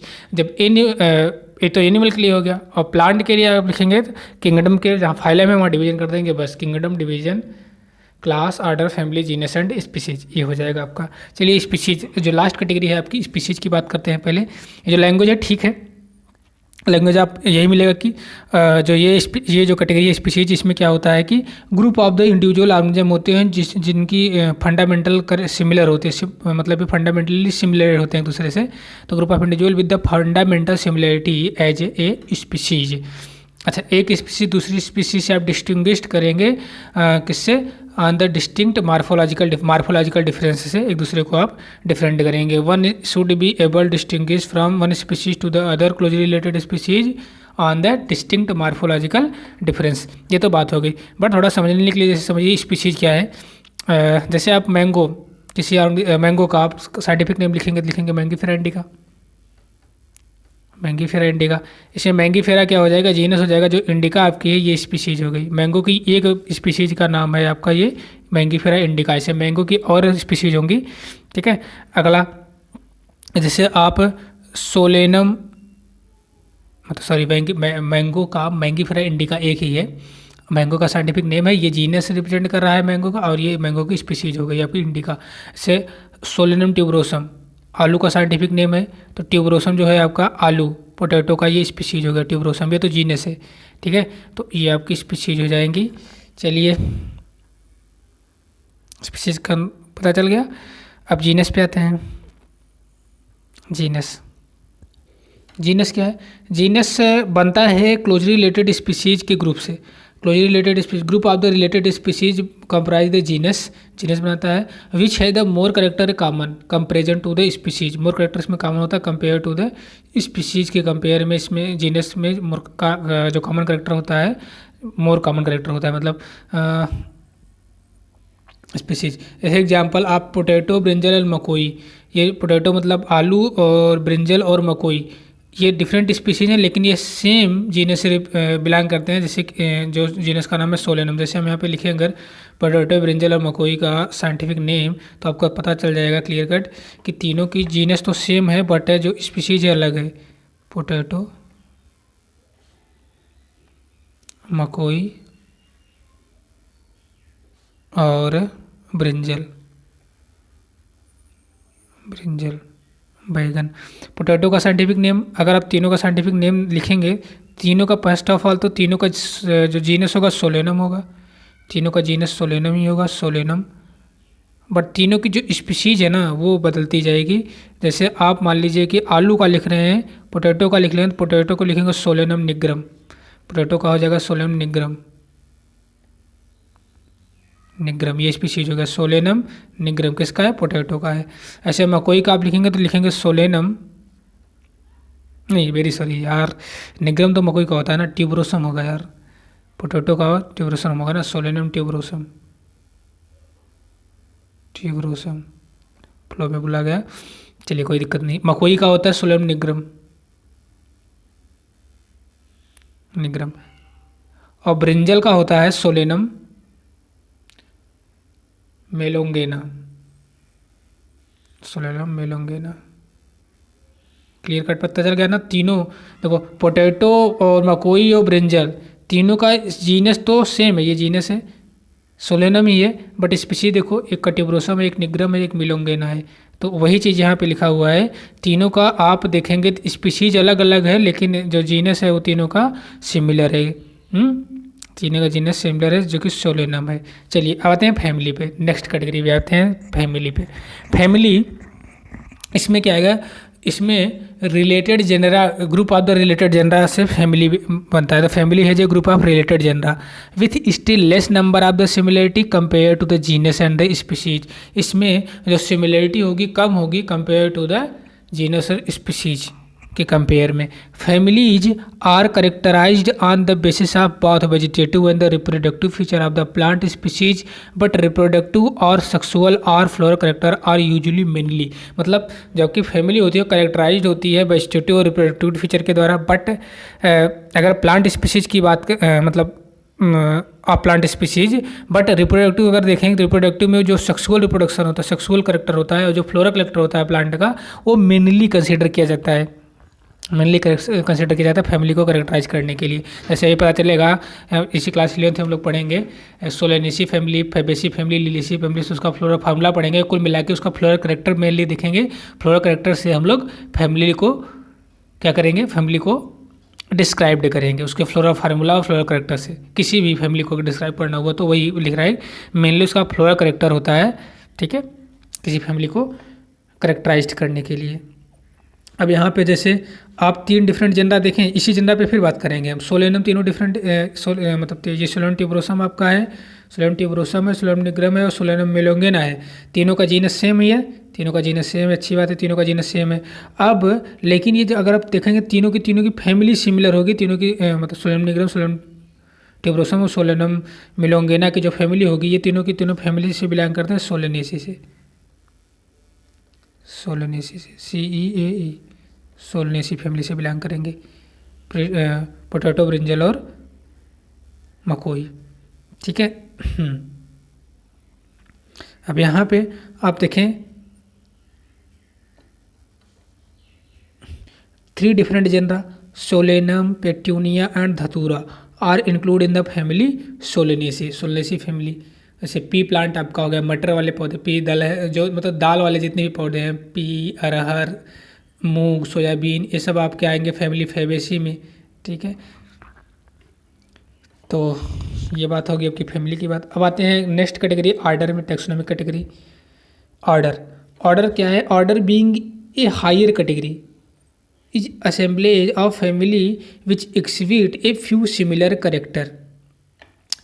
जैसे जैसे आप कैटेगरी को हायर कैटेगरी में जा रहे हैं, मतलब सबसे नीचे वाली स्पीशीज, स्पीशीज से जैसे जीनस, जीनस से फैमिली, फैमिली से आर्डर, आर्डर से आर्डर पहुँचे हैं आप, तैसे तैसे कॉमन करेक्टर डिक्रीज होता जा रहा है।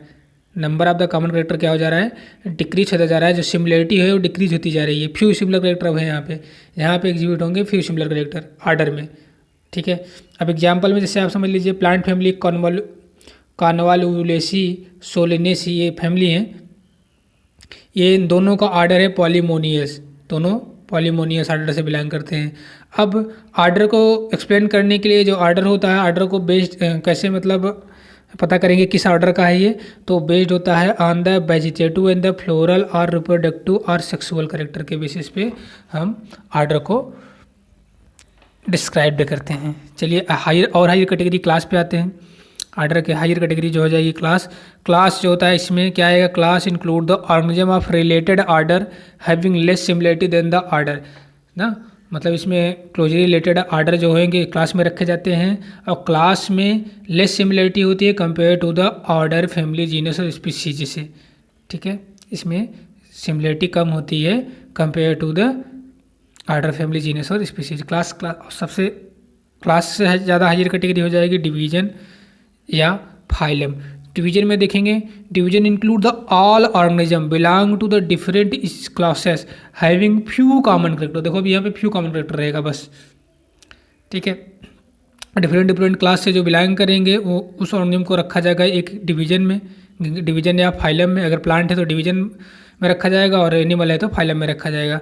ओके, तो ये बात आपको पता चल गई। अब ये जो आपकी 7 मेन कैटेगरी, अब इसके ऊपर जो है किंगडम है, किंगडम जो कि सबसे हाईएस्ट है, ठीक है।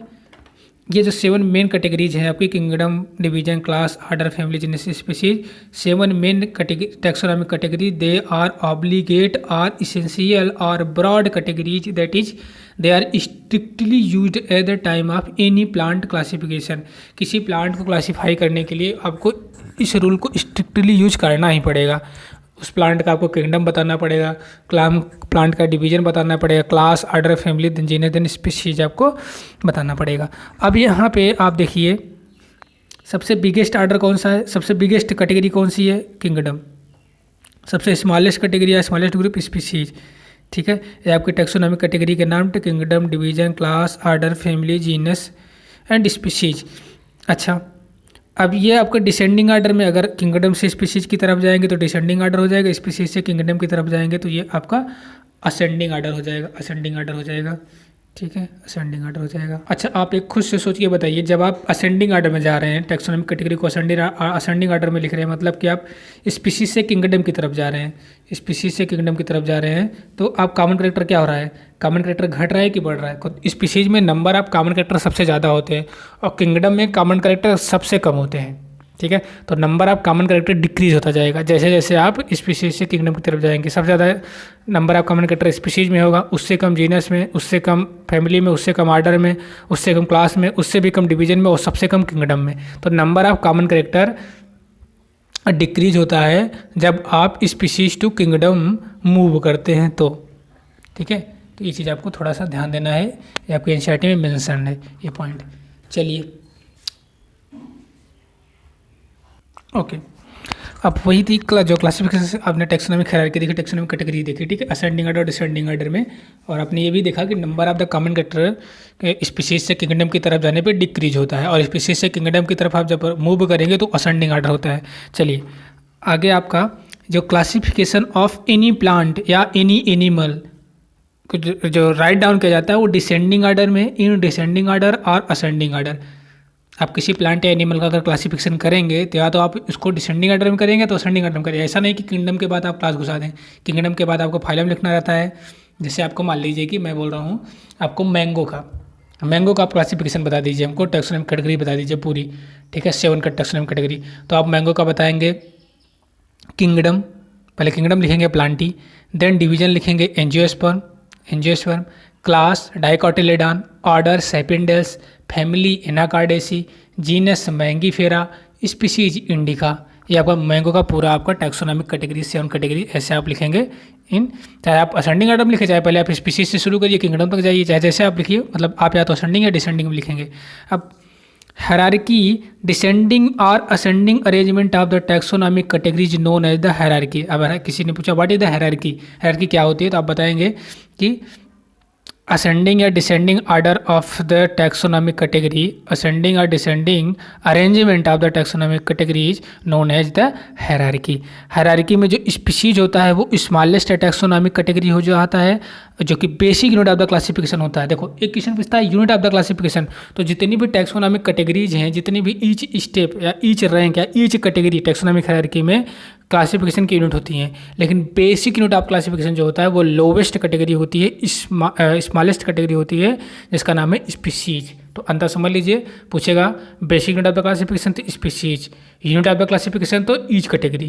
किंगडम भी क्लासिफिकेशन की यूनिट है, फाइलम भी है, क्लास भी है, ऑर्डर भी है, फैमिली भी है, जीनस भी है, और स्पीशीज तो बेसिक यूनिट है ही। बाकी और सब बेसिक नहीं है बट यूनिट है क्लासिफिकेशन की।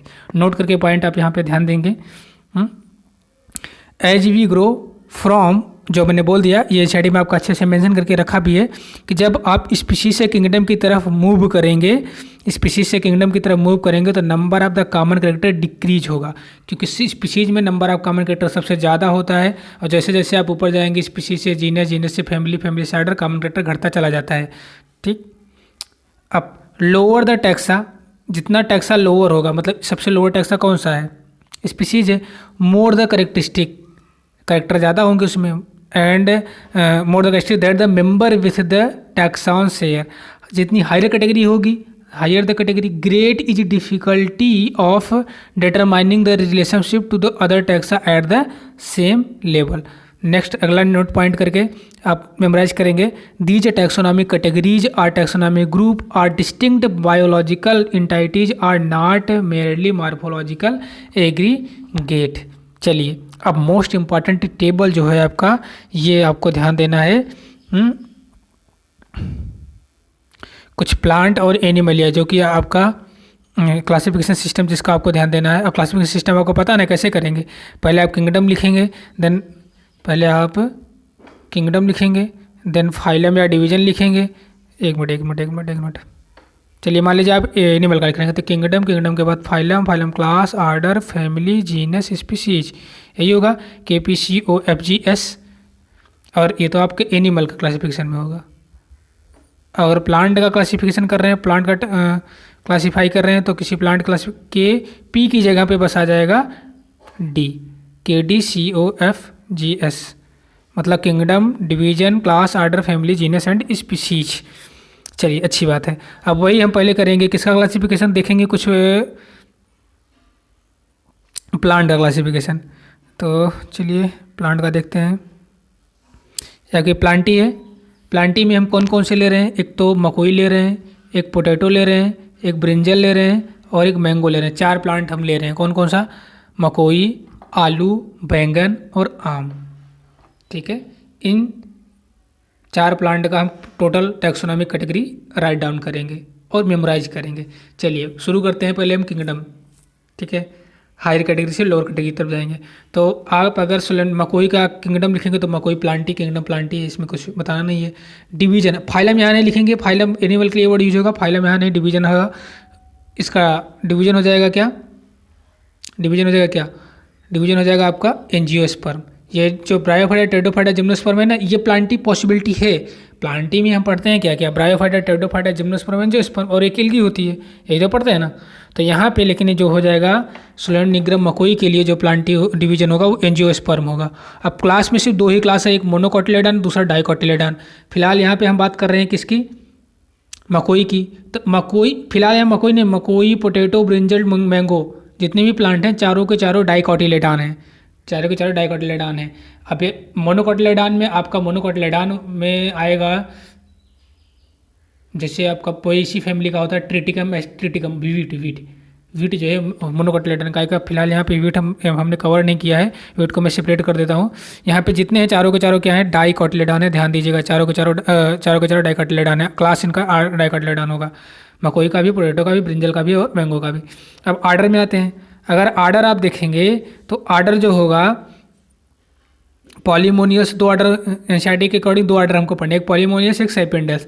तो सैपिंडेल्स जो मैंगो है उसका आर्डर हो जाएगा सैपिंडेल्स, मैंगो का आर्डर सैपिंडेल्स हो जाएगा। बाकी इन तीनों का सोलेनम निग्रम, सोलेनम ट्यूबरोसम और सोलेनम मेलंगेना, इन तीनों का आर्डर पॉलीमोनियस होगा। चलिए अच्छी बात है। अब आते हैं फैमिली, नेक्स्ट कैटेगरी फैमिली पे।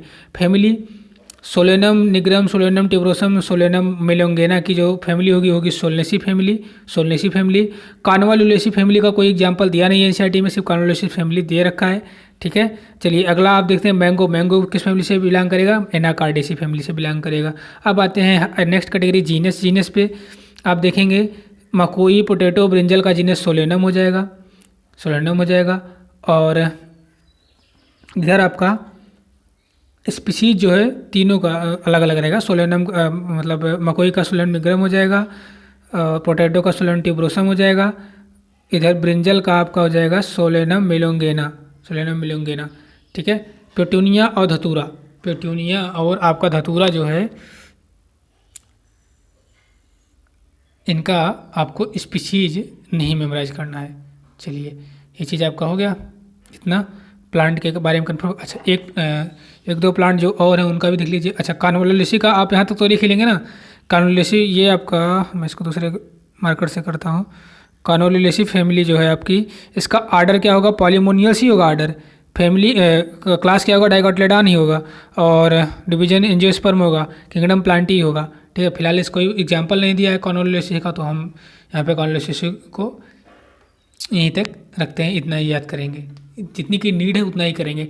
चलिए अब हम थोड़ा सा एक जो छूटा हुआ है मोनोकोटिलेडॉन वीट का, उसका मैं सेपरेट यहाँ पे साइड में कर देते हैं हम लोग। चलिए वीट का देख लीजिए। अगर आपको वीट को क्लासीफाई करना हो तो वीट को क्लासीफाई करेंगे। पहले आप इसका किंगडम लिखेंगे, इसके बाद डिवीजन, मैं साइड में लिख रहा हूँ के for kingdom, D for division, kingdom division. Phylum में यहाँ पे फाइलम नहीं लिखा जाएगा, बट अभी उसको मैं हटा दूंगा, वो फ्लो के लिए मैं लिख रहा हूँ किंगडम, फाइलम, क्लास, आर्डर, क्योंकि मुझे एक फ्लो में याद हो गया है। Kingdom, phylum, class, order, then family, genus, species. But ये प्लांट की बात हो रही है तो यहाँ पे फाइलम नहीं बल्कि डिवीजन बोलेंगे, किंगडम के स्थान पे आप सिर्फ बात डिवीजन आएगा। तो वीट चूँकि प्लांट है तो किंगडम इसका हो जाएगा प्लांटी, डिवीजन इसका हो जाएगा एंजियोस्पर्म,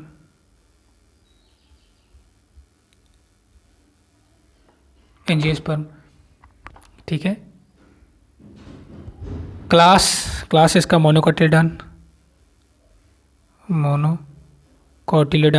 और जितने थे बाकी सब डाइकोटिलेडॉन थे, यही एक है जो कि मोनोकोटिलेडॉन है।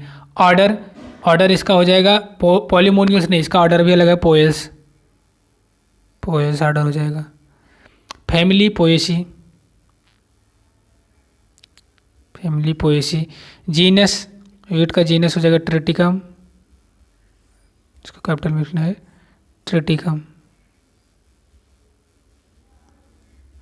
और इस मतलब जीनस का जो पहला लेटर होता है कैपिटल में लिखा जाता है ना, और स्पीशीज आपका एस्टिवम हो जाएगा, ट्रिटिकम।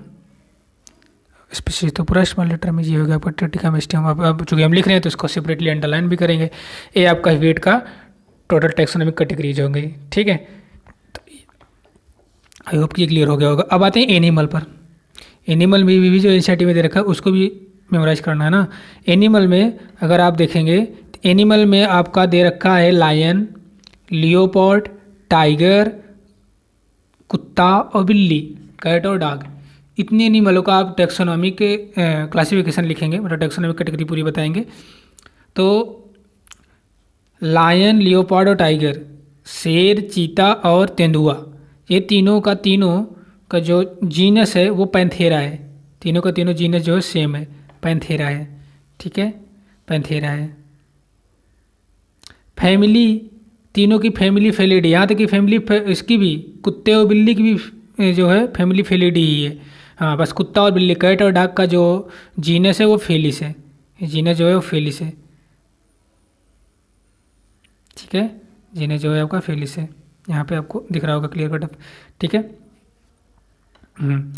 अब देखिए, अब जितने भी एनिमल हैं, lion, Leopold, tiger, cat, dog, सब के सब किस आर्डर से बिलोंग करते हैं? कार्निवोरा आर्डर से बिलोंग करेंगे।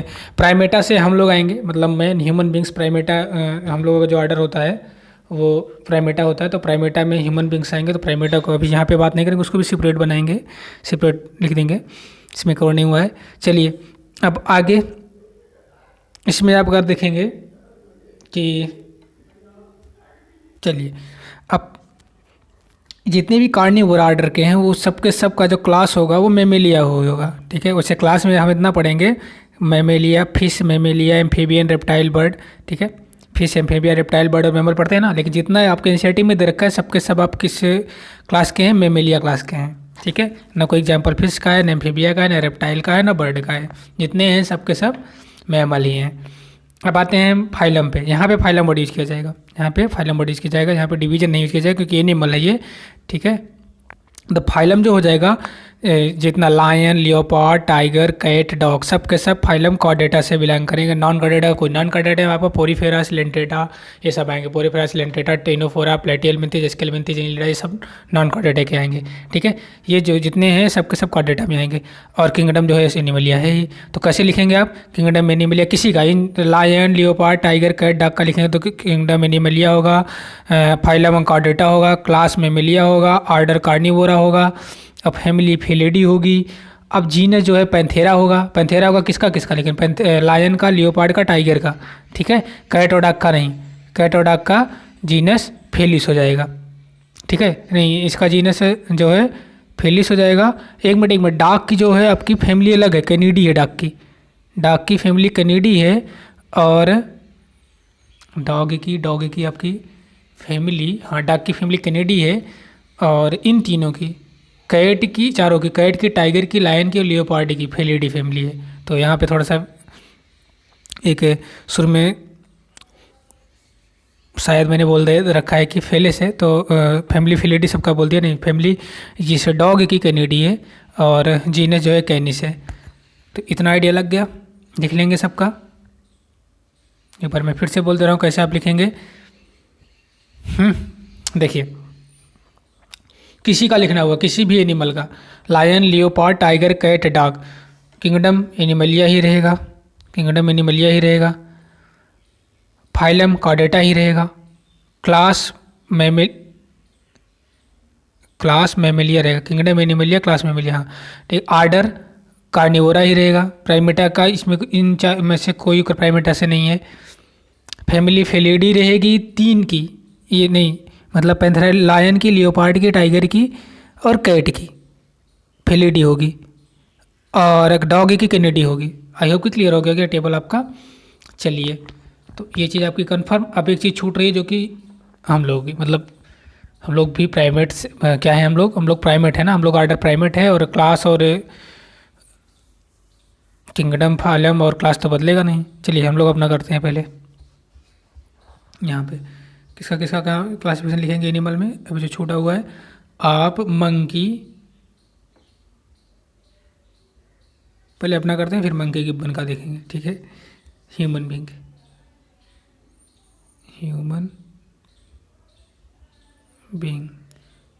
बीइंग्स में आप अगर लिखेंगे तो इसका क्या लिखेंगे पहले, ह्यूमन बीइंग्स में किंगडम, पहले kingdom, then phylum, class, order, family, genus, then species. Kingdom आपका हो जाएगा kingdom, phylum, class, order, family, genus and species. Kingdom में आपका हो जाएगा एनिमेलिया, सही है, किंगडम एनिमेलिया। फाइलम हम लोग किस फाइलम से हैं, कार्डेटा के, नॉन कार्डेटा, कार्डेटा से। क्लास हम लोग का प्राइमेटा है, हम लोग ह्यूमन बीइंग का क्लास प्राइमेटा से बिलोंग करते हैं। अरे क्लास है ना भाई, ऑर्डर प्राइमेटा होगा, क्लास तो मैमेलिया होगा, ठीक है, क्लास मैमेलिया होगा, हम लोग मैमल हैं, मैमेलिया। ऑर्डर प्राइमेटा होगा। फैमिली होमोनॉइडी होगी, फैमिली होमोनॉइडी होगी। और जीनस पता ही है, होमोस, और स्पीसीज सेपियंस। हो गया क्लियर। चलिए, ये आप हम लोग का हो गया क्लासिफिकेशन। तो इतना ही करना है। चलिए,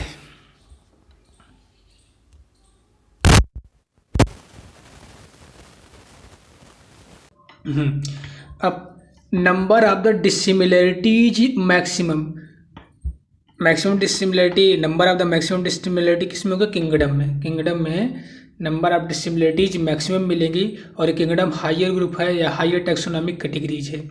और सबसे लोअर टैक्सोनॉमिक कैटेगरी या लोअर ग्रुप है जो कि बेसिक यूनिट ऑफ क्लासिफिकेशन भी है, वो है स्पीसीज। इनमें नंबर ऑफ द सिमिलरिटी सबसे ज़्यादा होगी, सबसे ज़्यादा मैक्सिमम होगी सिमिलरिटी, सबसे ज़्यादा डिसिमिलरिटी किसमें होगी, किंगडम में।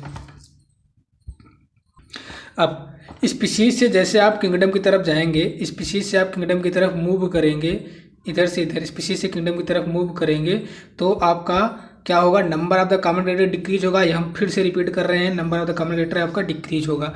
और ये जो आर्डर है असेंडिंग आर्डर में होगा जब स्पीसीज से आप किंगडम की तरफ मूव करेंगे। तो अब यहाँ से आप समझिए जैसे कॉमन क्रिएटर कैसे डिक्रीज हो रहा है। देखिए, किंगडम में एक किंगडम के 3 डिवीजन हो सकते हैं, 3 डिवीजन मतलब 3 फाइलम हो सकते हैं।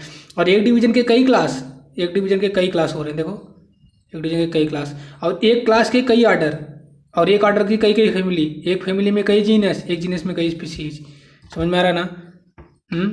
हाँ, कि number of the common character किसमें सबसे ज़्यादा है, नंबर ऑफ द सिमिलरिटी किसमें मैक्सिमम है, स्पीसीज में नंबर ऑफ डिसिमिलरिटी किसमें मैक्सिमम, किंगडम में कॉमन कैरेक्टर किधर से किधर डिक्रीज होगा, स्पीसीज से किंगडम तरफ जाने पे कॉमन कैरेक्टर डिक्रीज होगा। चलिए आगे आते हैं टैक्सोनॉमिक एड्स पर।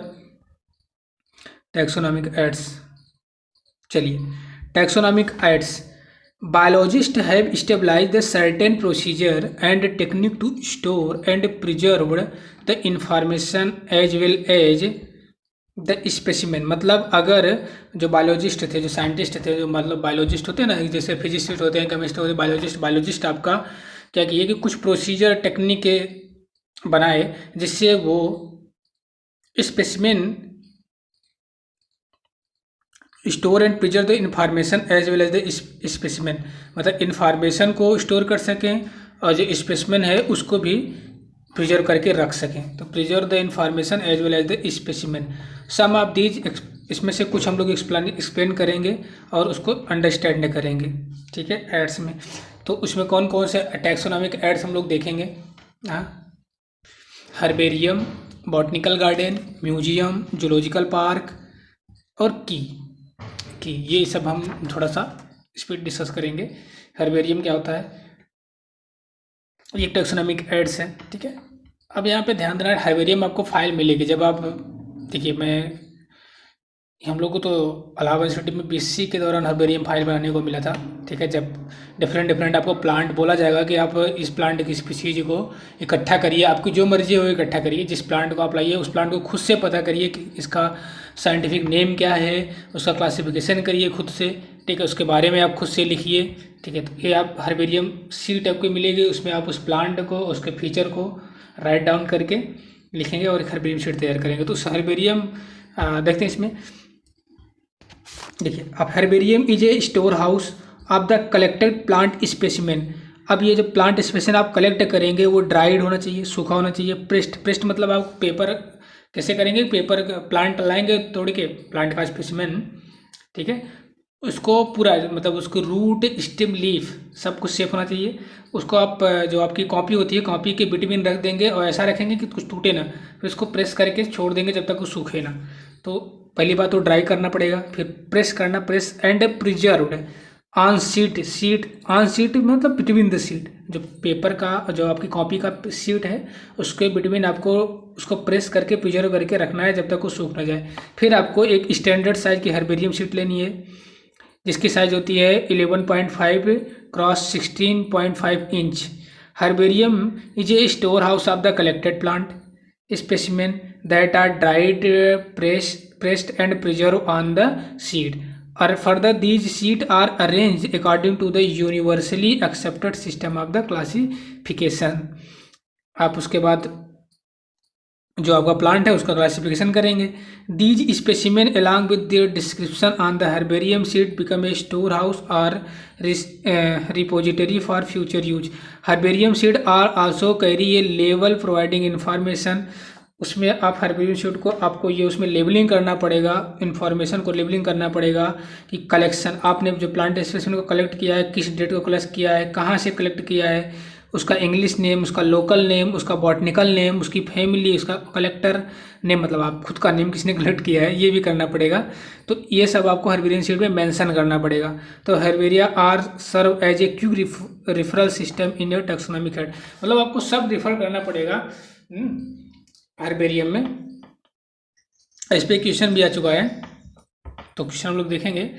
हर्बेरियम में आपको डेट अब हाइट ऑफ द प्लांट, ध्यान देना, हाँ ये क्वेश्चन था कि हर्बेरियम में क्या मेंशन नहीं किया जाता है। तो हाइट ऑफ द प्लांट की हाइट को मेंशन नहीं किया जाता है, बाकी सब ये आपके सामने क्या क्या मेंशन करेंगे, date, place, collection, date, place of collection, English name, local name, botanical name, family, collector name, ये सब आप मेंशन करेंगे उसमें, लेकिन प्लांट की हाइट को मेंशन नहीं करेंगे, ठीक है। चलिए प्लांट की हाइट को मेंशन नहीं किया जाता है उसमें। चलिए ये आपका कुछ फिगर है, हर्बेरियम की स्टोर हाउस है जिसमें हर्बेरियम पूरी सीटें रखी हुई है अलमारी में, ठीक है। और ये आपका कोई प्लांट का स्पेसिमेन है, अब उसमें आपकी हर्बेरियम सीट ऐसे रहेगी, ऐसे सीट रहेगी, उसमें आप डेटा कलेक्शन लिखेंगे, प्लेस ऑफ कलेक्शन लिखेंगे, कलेक्टर अपना नाम लिखेंगे जिसने कलेक्ट किया है, मतलब आपने कलेक्ट किया तो अपना अपना नाम लिखेंगे और क्या। उसके बाद बॉटनिकल नेम इस प्लांट का लिखेंगे, इसका लोकल नेम लिखेंगे, इसका इंग्लिश नेम लिखेंगे, इसका आप फैमिली लिखेंगे। ठीक है, तो ऐसे ऐसे आप हर्बेरियम सीड तैयार करते हैं। चलिए आते हैं बॉटनिकल गार्डन पर। नेक्स्ट जो आप टैक्सोनॉमिक एड्स है वो है botanical garden. Second botanical garden, पहले तो आप दो ये तो सीधे सीधे आप बॉटनिकल गार्डन का नाम याद करेंगे। एक तो फेमस बॉटनिकल गार्डन है क्यू इंग्लैंड में है। दूसरा Indian botanical garden Howrah India में है।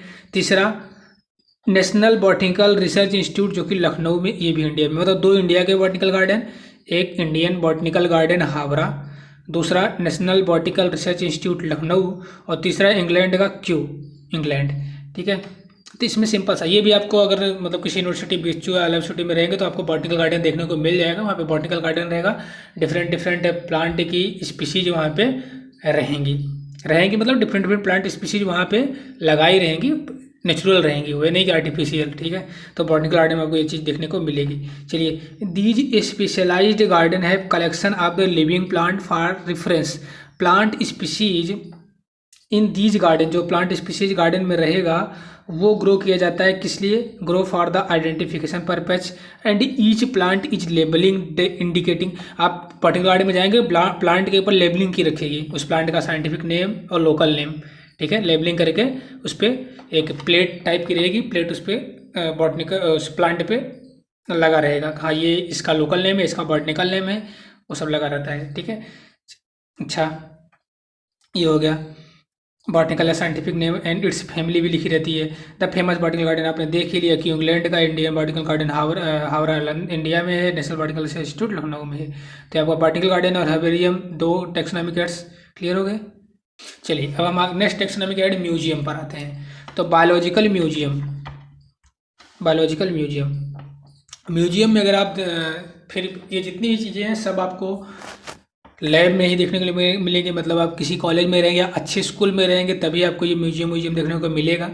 तो म्यूजियम में क्या होता है कि प्लांट और एनिमल, ठीक है, प्लांट और एनिमल के स्पेसिमेन प्रिजर्व करके रखे जाते हैं। प्रिजर्व करके रखे जाते हैं एक सोल्यूशन में 14% 40% फॉर्मेलिन सोल्यूशन होता है ताकि वो सड़े ना। उसको प्रिजर्व करने के लिए प्लांट या एनिमल स्पेसिमेन को इसके लिक्विड में, मतलब एक सोल्यूशन में 40% फॉर्मेलिन सोल्यूशन में रखा जाता है। ठीक है, तो पहले म्यूजियम में देखते हैं।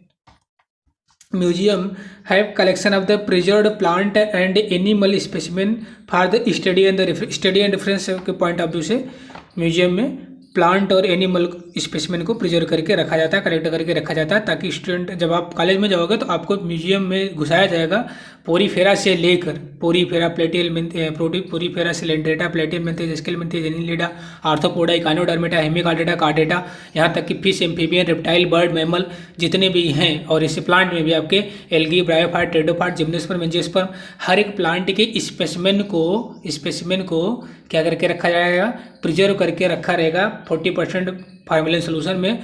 और उस आप स्पेसिमेन को देख के आइडेंटिफाई करेंगे, पहचानेंगे उसको, और उसके बारे में आप डिस्क्राइब करेंगे प्रोफेसर के सामने। तो ये आपका म्यूजियम मतलब स्टडी के पॉइंट ऑफ व्यू से प्लांट और एनिमल स्पेसिमेन को प्रिजर्व करके म्यूजियम में रखा जाता है। नेक्स्ट, अब स्पेसिमेन जो प्रिजर्व किया जाता है कंटेनर का मतलब एक कांच टाइप का वो कंटेनर होता है, उसमें ये 14% फॉर्मेलिन का सोल्यूशन होता है, उसमें प्रिजर्व किया जाता है। Specimen are preserved in the container, ये आपको दिख रहा है ना, ये जो कंटेनर दिख रहे हैं, कंटेनर में आपको स्पेसिमेन दिख रहे होंगे। ठीक है, स्पेसिमेन दिख रहे होंगे, ये आपके हैं container jar in the preserve. अच्छा, मैं एक फ़ोटो भी दिखाता हूँ, अभी पहले इसको देख लेते हैं, फिर मैं फ़ोटो लगाता हूँ। कुछ मेरे पास पड़ी हुई हैं जो कि म्यूजियम की फ़ोटो हैं। ठीक है, स्कूल की फ़ोटो है, मेरे इंटर कॉलेज स्कूल की हैं, बट हम लोग के विषय में भी पूरा एक करके, मतलब जितने भी इन्वर्टिब्रेट वर्टिब्रेट है सबका सब देखने को मिला था। ठीक है, अब यहाँ पे फिलहाल हम लोग देखते हैं, मतलब जब आप एयू में रहेंगे या बीएचयू में रहेंगे तो आपको देखने को मिल जाएगा। चलिए देखते हैं फिलहाल। In the museum dried specimen of plant and animal are also kept. Museum में ड्राइड स्पेसिमेन मतलब वो लिविंग नहीं होते हैं, मतलब डाइड होते हैं, मतलब मरे हुए होते हैं। प्लांट एनिमल स्पेसिमेन को फर्स्ट ऑफ ऑल, अच्छा ये प्रिजर्व सोल्यूशन का नाम नहीं लिखा, आप चाहे तो लिख सकते हैं, 40% फॉर्मेलिन सोल्यूशन होता है। ठीक है, ये प्रिजर्व सोल्यूशन में स्पेसिमेन को रखा जाता है।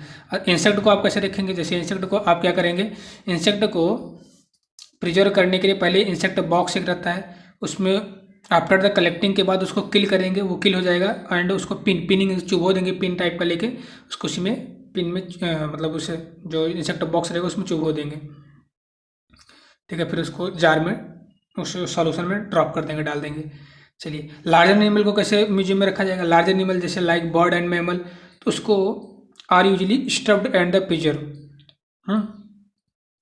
And museum often have the collection of the skeleton of animal too, मतलब म्यूजियम में आपको स्केलेटन का कलेक्शन भी रहेगा, एनिमल का भी कलेक्शन देखने को मिलेगा। जैसे ये देखिए स्केलेटन का कलेक्शन है ये ना, इंसेक्ट का कलेक्शन है, लार्जर एनिमल का कलेक्शन है। देखिए फार्मूला सोल्यूशन में एक बेलजार है, कंटेनर है, उसमें फार्मूला सोल्यूशन है, उसमें ये प्रिजर्व करके रखा गया है बर्ड और मैमल। ये बर्ड और मैमल है, इसको ये स्केलेटन को रखा गया है, लार्जर एनिमल के स्केलेटन को रखा गया है। ठीक है, ये इंसेक्ट को पिंच करके रखा गया है, ये इंसेक्ट को किलिंग और पिनिंग करके रखा गया है। और ये स्मॉल एनिमल मतलब कि जो लोअर, सब लोअर इनवर्टिब्रेट है, मतलब कोई पोरीफेरा का यहाँ पे क्लियर कर देख नहीं रहे हो कौन सा पोरीफेरा कौन सा क्या है, बट ये सब पोरीफेरा सिलेंट्रेटा प्लेटिड में स्केलमिंथेज के एनिमल हैं। ठीक है, ऐसे आप इसको म्यूजियम के बारे में ही हो गया। अब मैं कुछ म्यूजियम के आपको फोटो दिखा देता हूँ, देन जूलॉजिकल पार्क चलते हैं, मतलब इसको पढ़ते हैं। ये आपको दिख रहा है ना, ये सब क्या है? ये सब आपके हैं म्यूजियम। म्यूजियम में आपको ये सब, ये आपके कंटेनर है, कंटेनर में 40% फॉर्मेलिन सोल्यूशन है, उसमें ये स्पेसिमेन रखे हुए हैं ये सब। लेकिन क्या है? लोअर वर्टिब्रेट, लोअर इनवर्टिब्रेट बोल रहे, वर्टिब्रेट नहीं इनवर्टिब्रेट है। ठीक है, लोअर ऑर्गेनियम है, लोअर एनिमल है, जैसे कि पोरीफेरा से है ना। इनवर्टिब्रेट वर्टिब्रेट समझ रहे हो ना, इनवर्टिब्रेट मतलब जो पोरीफेरा, जैसे पोरीफेरा से लेके आपका प्लेटिल, पोरीफेरा सिलेंट्रेटा, प्लेटिलमिंथेज, स्केलमिंथेज, एनिलिडा, आर्थ्रोपोडा, ये सब आपके इनवर्टिब्रेट होते हैं, यानी लोअर ऑर्गेनिज्म होते हैं। तो वो सबका ये आपका सीधे सीधे दिख रहा है म्यूजियम। म्यूजियम में आपको ऐसे मिलेगा, जैसे ये आपका स्टार फिश है जो कि काइनोडर्मेटा से बिलोंग करता है, ये ऑक्टोपस है, ऑक्टोपस है। ठीक है, इधर आपका ये प्राण है। ठीक है, ये हीरोडिनेरिया जोक है, ये कॉयटॉन है, और ये बिच्छू है, बिच्छू स्कॉर्पियन है। ठीक, तो ये सब आपको ऐसे ही देखने को मिलेगा वहाँ पे जब आप म्यूजियम में जाओगे। तो ये तो लोअर ऐसे ही और रहेंगे, स्केलेटन भी रहेगा, वर्टिब्रेट्स भी रहेंगे इनवर्टिब्रेट्स के अलावा। तो ये आपका म्यूजियम में देखने को मिलेगा। चलिए, म्यूजियम कंफर्म हो गया। यही सब आपको यहाँ पे यही सब दिखाया गया है, यही चीज़ें इस टेबल में दिखाया गया है। इंसेक्ट को पिंच करके ऐसे रखा जाएगा। ठीक है, हाइयर जो एनिमल होंगे जैसे कि बर्ड और मैमल जो होंगे ऐसे रखे जाएंगे। तो यही चीज़ तो यहाँ पे है ना, ये आप देख लीजिए। जब आप कॉलेज में जाओगे या तो अच्छा स्कूल रहेगा तो वहाँ आपको दिखेगा ये। अच्छा, चलिए अगला आप देखते हैं, हम लोग जूलॉजिकल पार्क पे आ जाते हैं। जूलॉजिकल पार्क में आपको ये सब तो आपको ऑलरेडी पता होगा, जूलॉजिकल पार्क क्या होता है, गए भी होंगे आप लोग। ठीक है, जूलॉजिकल पार्क अब 10th पास हो गए हैं, 11th में आ गए हैं, या तो 12th पास होंगे, नीट की प्रिपरेशन करेंगे कभी ना कहीं तो जूलॉजिकल पार्क है। कानपुर में जूलॉजिकल पार्क है। ठीक है, लखनऊ में जूलॉजिकल पार्क है। तो वहाँ पे आप, ये क्या होता है zoological park? These are place where did animal are kept in the protected environment under the human care and they enable to learn about their food habitat and the behaviour. ये तो नॉर्मल बात होगी, जितने भी animal होते हैं zoo में are provided as far as possible the condition similar to their natural environment. मतलब जितने भी जू में आप एनिमल को रखोगे, जू में जितने भी एनिमल होते हैं, एज फार एज पॉसिबिलिटी, जितनी भी पॉसिबिलिटी हो सके, ठीक है, सबसे बेस्ट पॉसिबिलिटी देते हैं ताकि उनको नेचुरल हैबिटेट में जो उनकी कंडीशन होती है वही कंडीशन वो जू में एनिमल को प्रोवाइड करवाया जाता है। अब जो अगला आपका पांचवा और लास्ट टैक्सोनॉमिक एड्स है की इंपॉर्टेंट है। उसके बाद एक और है, की के बाद कुछ बुक्स के नाम रहेंगे वो देखेंगे हम लोग। पहले की देख लेते हैं। की used for the identification of the plant. ठीक है, की भी एक टैक्सोनॉमिक एड्स है जिसका यूज किया जाता है for the identification of the plant and animal. Key is use for the identification of plant and animal, किसके बेसिस पे? Based on the animal, based on the similarity and dissimilarities, similarity and dissimilarities. तो key use for the plant और animal identification based on the similarity और dissimilarity. तो similarity और dissimilarity के basis पे हम लोग प्लांट एनिमल का प्लांट एनिमल का आइडेंटिफिकेशन करते हैं। अच्छा, key are based on the contrasting character generally based on the contrasting character, generally ये पेयर में होता है, इन ए पेयर, जिसको कपलेट बोलते हैं। क्या बोलते हैं? कपलेट बोलते हैं। Key represent the choice made between the two opposite option, two opposite, this result in acceptance of only one, rejection of the other. चलिए, ये चीज़ आपका की में आपको याद क्या करना है। की होता है, की का यूज किया जाता है फॉर आइडेंटिफिकेशन पर्पज के लिए, identification of plant and animal. और प्लांट और एनिमल का आइडेंटिफिकेशन का बेसिस जो होता है वो सिमिलरिटी और डिसिमिलरिटी के बेसिस पर हम आइडेंटिफिकेशन करते हैं। कि कॉन्ट्रास्टिंग करेक्टर होता है, बेस्ड होता है कॉन्ट्रास्टिंग करेक्टर पे, जनरली ये पेयर में होता है, इसलिए इसको कपलेट बोला जाता है। ठीक है, चलिए अगला, separate taxonomy key are required for the each taxonomic category, जैसे कि family, genus and species for the identification purpose. Lead किसे बोलते हैं? Each statement of the couplet, क्योंकि की जो होता है जनरली पेयर्ड में होता है तो इसको कपलेट बोलते हैं। तो जो कपलेट होता है ईच स्टेटमेंट कपलेट का, each statement of couplet in the key को लीड बोलते हैं। क्या बोलते हैं? लीड कहते हैं, लीड कहते हैं। अच्छी बात है। अब की के बारे में एक पॉइंट और ध्यान देना है आपको कि की जनरली एनालिटिकल नेचर का होता है। की किस नेचर में होता है? की एनालिटिकल नेचर। ये सब आपको ध्यान देना पड़ेगा, मतलब याद होना चाहिए कि एनालिटिकल नेचर का होता है। Each statement of the key generally analytical nature का होता है, और इसकी जो की का यूज किया जाता है for the identification purpose of plant और एनिमल। और ये प्लांट और एनिमल का आइडेंटिफिकेशन जो बेस्ड होता है वो सिमिलरिटी और डिसिमिलरिटी पे बेस्ड होता है।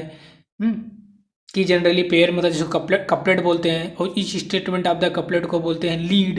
ये सबको आपको मेमोराइज होना चाहिए कि एनालिटिकल नेचर का होता है। तो मैंने बोल ही दिया, आगे ने बोल दिया। अब कुछ बुक के नाम आपको याद करने हैं, जैसे catalogues, monograph, manuals, flora and fauna. ठीक है, पहले फ्लोरा आप देख लीजिए। फ्लोरा क्या होता है? List of the plant, plant की एक लिस्ट बनाई जाती है। फ्लोरा बुक होती है जिसमें प्लांट की आप लिस्ट बनाएंगे according to the habitat and distribution के अकॉर्डिंग। हैबिटेट और डिस्ट्रीब्यूशन देख के आप प्लांट की बुक जो होती है उसको बोलते हैं फ्लोरा। फ्लोरा, ठीक है, फ्लोरा। फ्लोरा में habitat and distribution of plant of A given area ये दिया रहता है। मतलब आप फ्लोरा बुक में आप ये देख सकते हैं प्लांट और प्लांट का हैबिटेट और डिस्ट्रीब्यूशन डिस्क्राइब किया रहता है। मैनुअल में देखते हैं, मैनुअल बुक में इसमें भी प्लांट की लिस्ट होती है, लेकिन ये जो मैनुअल होता है किस पर्पज से होता है? मैनुअल मैनुअल्स यूजफुल होता है information for identification of name of species, identification of name of species. ठीक है, तो ये चीज़ हो गया। तो ये भी मैनुअल भी प्लांट के लिए होता है। ये identify character of the plant को आइडेंटिफाई करने में हेल्प करता है। कैटालॉग क्या होता है? ये स्मॉल बुकलेट होती है, इसमें भी प्लांट की लिस्ट होती है, साइंटिस्ट की list of the scientist and short name of the scientist, full name of the scientist, list of the publication, list of the botanical title, ये सब होता है कैटालॉग्यूज में।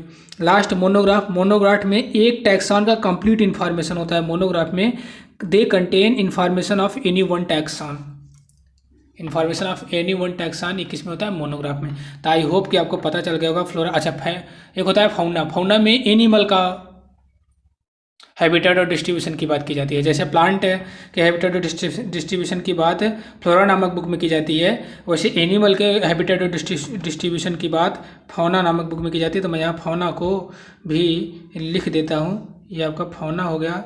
फौना, फौना भाई आपका फौना एक और बुक का नाम हो जाएगा, फौना। फौना, फौना में हम लोग क्या करते हैं? ठीक है, तो फौना आपकी ये बुक हो गई। फौना में हम लोग करते हैं fauna habitat and distribution of animal. तो इतनी बुक के आपको नाम, ये चीज़ आपकी हो गई the living world according to the NCERT. Time थोड़ा सा ओवर हो गया है 1 आवर से ज़्यादा, बट हमने इस चैप्टर को डिटेल में, फर्स्ट चैप्टर था थोड़ा टाइम लगा, टाइम मैनेज हो जाएगा, बट हाँ कॉन्सेप्ट पूरा क्लियर हो गया है, पूरी एनसीईआरटी कवर हो गई है। अब यहाँ पे थोड़ा सा ये चीज़ ध्यान देना है, अभी आपको ध्यान देना थोड़ा स्पीसीज कॉन्सेप्ट थोड़ा सा आउटसाइड है। तो स्पीसीज किसने दिया था टर्म? जॉन रे ने दिया था। Species term propose by the John रे and concept of species John रे ने दिया था। इन्होंने, जॉन रे साहब ने डिस्क्राइब्ड किया था more than 18,000 plant and animal in his book. अपनी बुक में इन्होंने 18,000 से ज़्यादा प्लांट और एनिमल को डिस्क्राइब्ड किया था। और जॉन रे की बुक का नाम था हिस्टोरिया जेनेरलिस प्लांटेरम। अब biological concept of the species को देने वाले साइंटिस्ट थे अर्नेस्ट मायर, जिसको हमने शुरू में देखा था, उसका उनका हम लोगों ने फोटो भी देखा, मतलब पिक्चर भी देखा, जो एनसीईआरटी में दे रखा है पहली पेज पर। इनको Darwin of the 20th century भी बोलते हैं। इन्होंने प्रपोज किया था biological concept of the species. Ernest Mayr define किए थे स्पीशीज को, डिफाइन किए थे in the form of the biological concept. According to the Mayr के according all the member that can interbreed, ऐसे मेंबर जितने भी मेंबर हैं जो एक दूसरे से इंटरब्रीड कर सकते हैं, एक दूसरे से इंटरब्रीड कर सकते हैं among themselves and can produce the fertile offspring, और इंटरब्रीड करके फर्टाइल ऑफस्प्रिंग का फॉर्मेशन करेंगे। तो ये मेंबर बिलोंग करेंगे सेम स्पीशीज से। But this definition of Mayr was incomplete, बस ये डिफिनीशन जो है, जो मेयर ने अर्नेस्ट मायर ने डिफिनीशन दिया कि स्पीशीज जो होंगी, स्पीशीज के जितने भी मेंबर होंगे एक दूसरे से इंटरब्रीड कर सकते हैं, इंटरब्रीड करके अपने ही जैसे ऑफस्प्रिंग को, फर्टाइल ऑफस्प्रिंग को प्रोड्यूस कर सकते हैं, तो सेम स्पीशीज से बिलोंग करेंगे। ये स्पीशीज इनकम्प्लीट थी। इनकम्प्लीट इसलिए थी क्योंकि this definition is application to the sexual reproducing living beings because they are many organism that have only asexual mode of, कुछ में तो ऐसा होता है सिर्फ वो सेक्सुअल मोड ऑफ रिप्रोडक्शन करते हैं, तब उसमें कैसे आप डिफाइन करोगे स्पीशीज को? जैसे bacteria, mycoplasma, blue green algae, BGA, ये तो असेक्सुअल रिप्रोडक्शन शो करते हैं। और अगर मेयर की डिफिनीशन के देखा जाए तो ये तो स्पीशीज इनकी होगी नहीं, तो इनकम्प्लीट डिफिनीशन थी उनकी। क्योंकि इंटरब्रीड करके अपनी जैसे ऑफस्प्रिंग को, फर्टाइल ऑफस्प्रिंग को प्रोड्यूस करना, ये सिर्फ सेक्सुअल रिप्रोडक्शन में पॉसिबल, असेक्सुअल में नहीं है। ठीक है, चलिए अगला। The main character in determination of any species is interbreeding, but this character is not used in the taxonomy. In taxonomy, determining of species mainly based on the morphological character. मतलब taxonomy में अगर आप species को determining करना चाहते हैं तो mainly आप मार्फोलॉजिकल कैरेक्टर के बेसिस पे करेंगे। Taxonomic concept of the species का लास्ट आप पॉइंट ये ध्यान देंगे, जैसे when the species determine on the basis of the morphological character के बेसिस पे आप स्पीशीज को डिटरमाइन कर रहे हैं तो उसको बोलेंगे taxonomic species. If the two plant have same fundamental morphological character तो वो सेम स्पीशीज से बिलोंग, उनके मतलब they belong to the same species. जैसे cauliflower, cabbage and knol khol, जो भी है नॉल खॉल, ठीक है, ये गोभी की बात हो रही है यहाँ पे, कॉलीफ्लावर, कैबेज, ये तीनों के तीनों जो भी हैं ब्रेसिका ओलिरेसी, इसका साइंटिफिक नेम हो गया। ठीक है, तो ये यहाँ पे आपका chapter number 1 the living word होता है कंप्लीट। अब हम लोग नेक्स्ट चैप्टर करेंगे जिसका नाम है बायोलॉजिकल क्लासिफिकेशन। तो इस चैप्टर में इतना।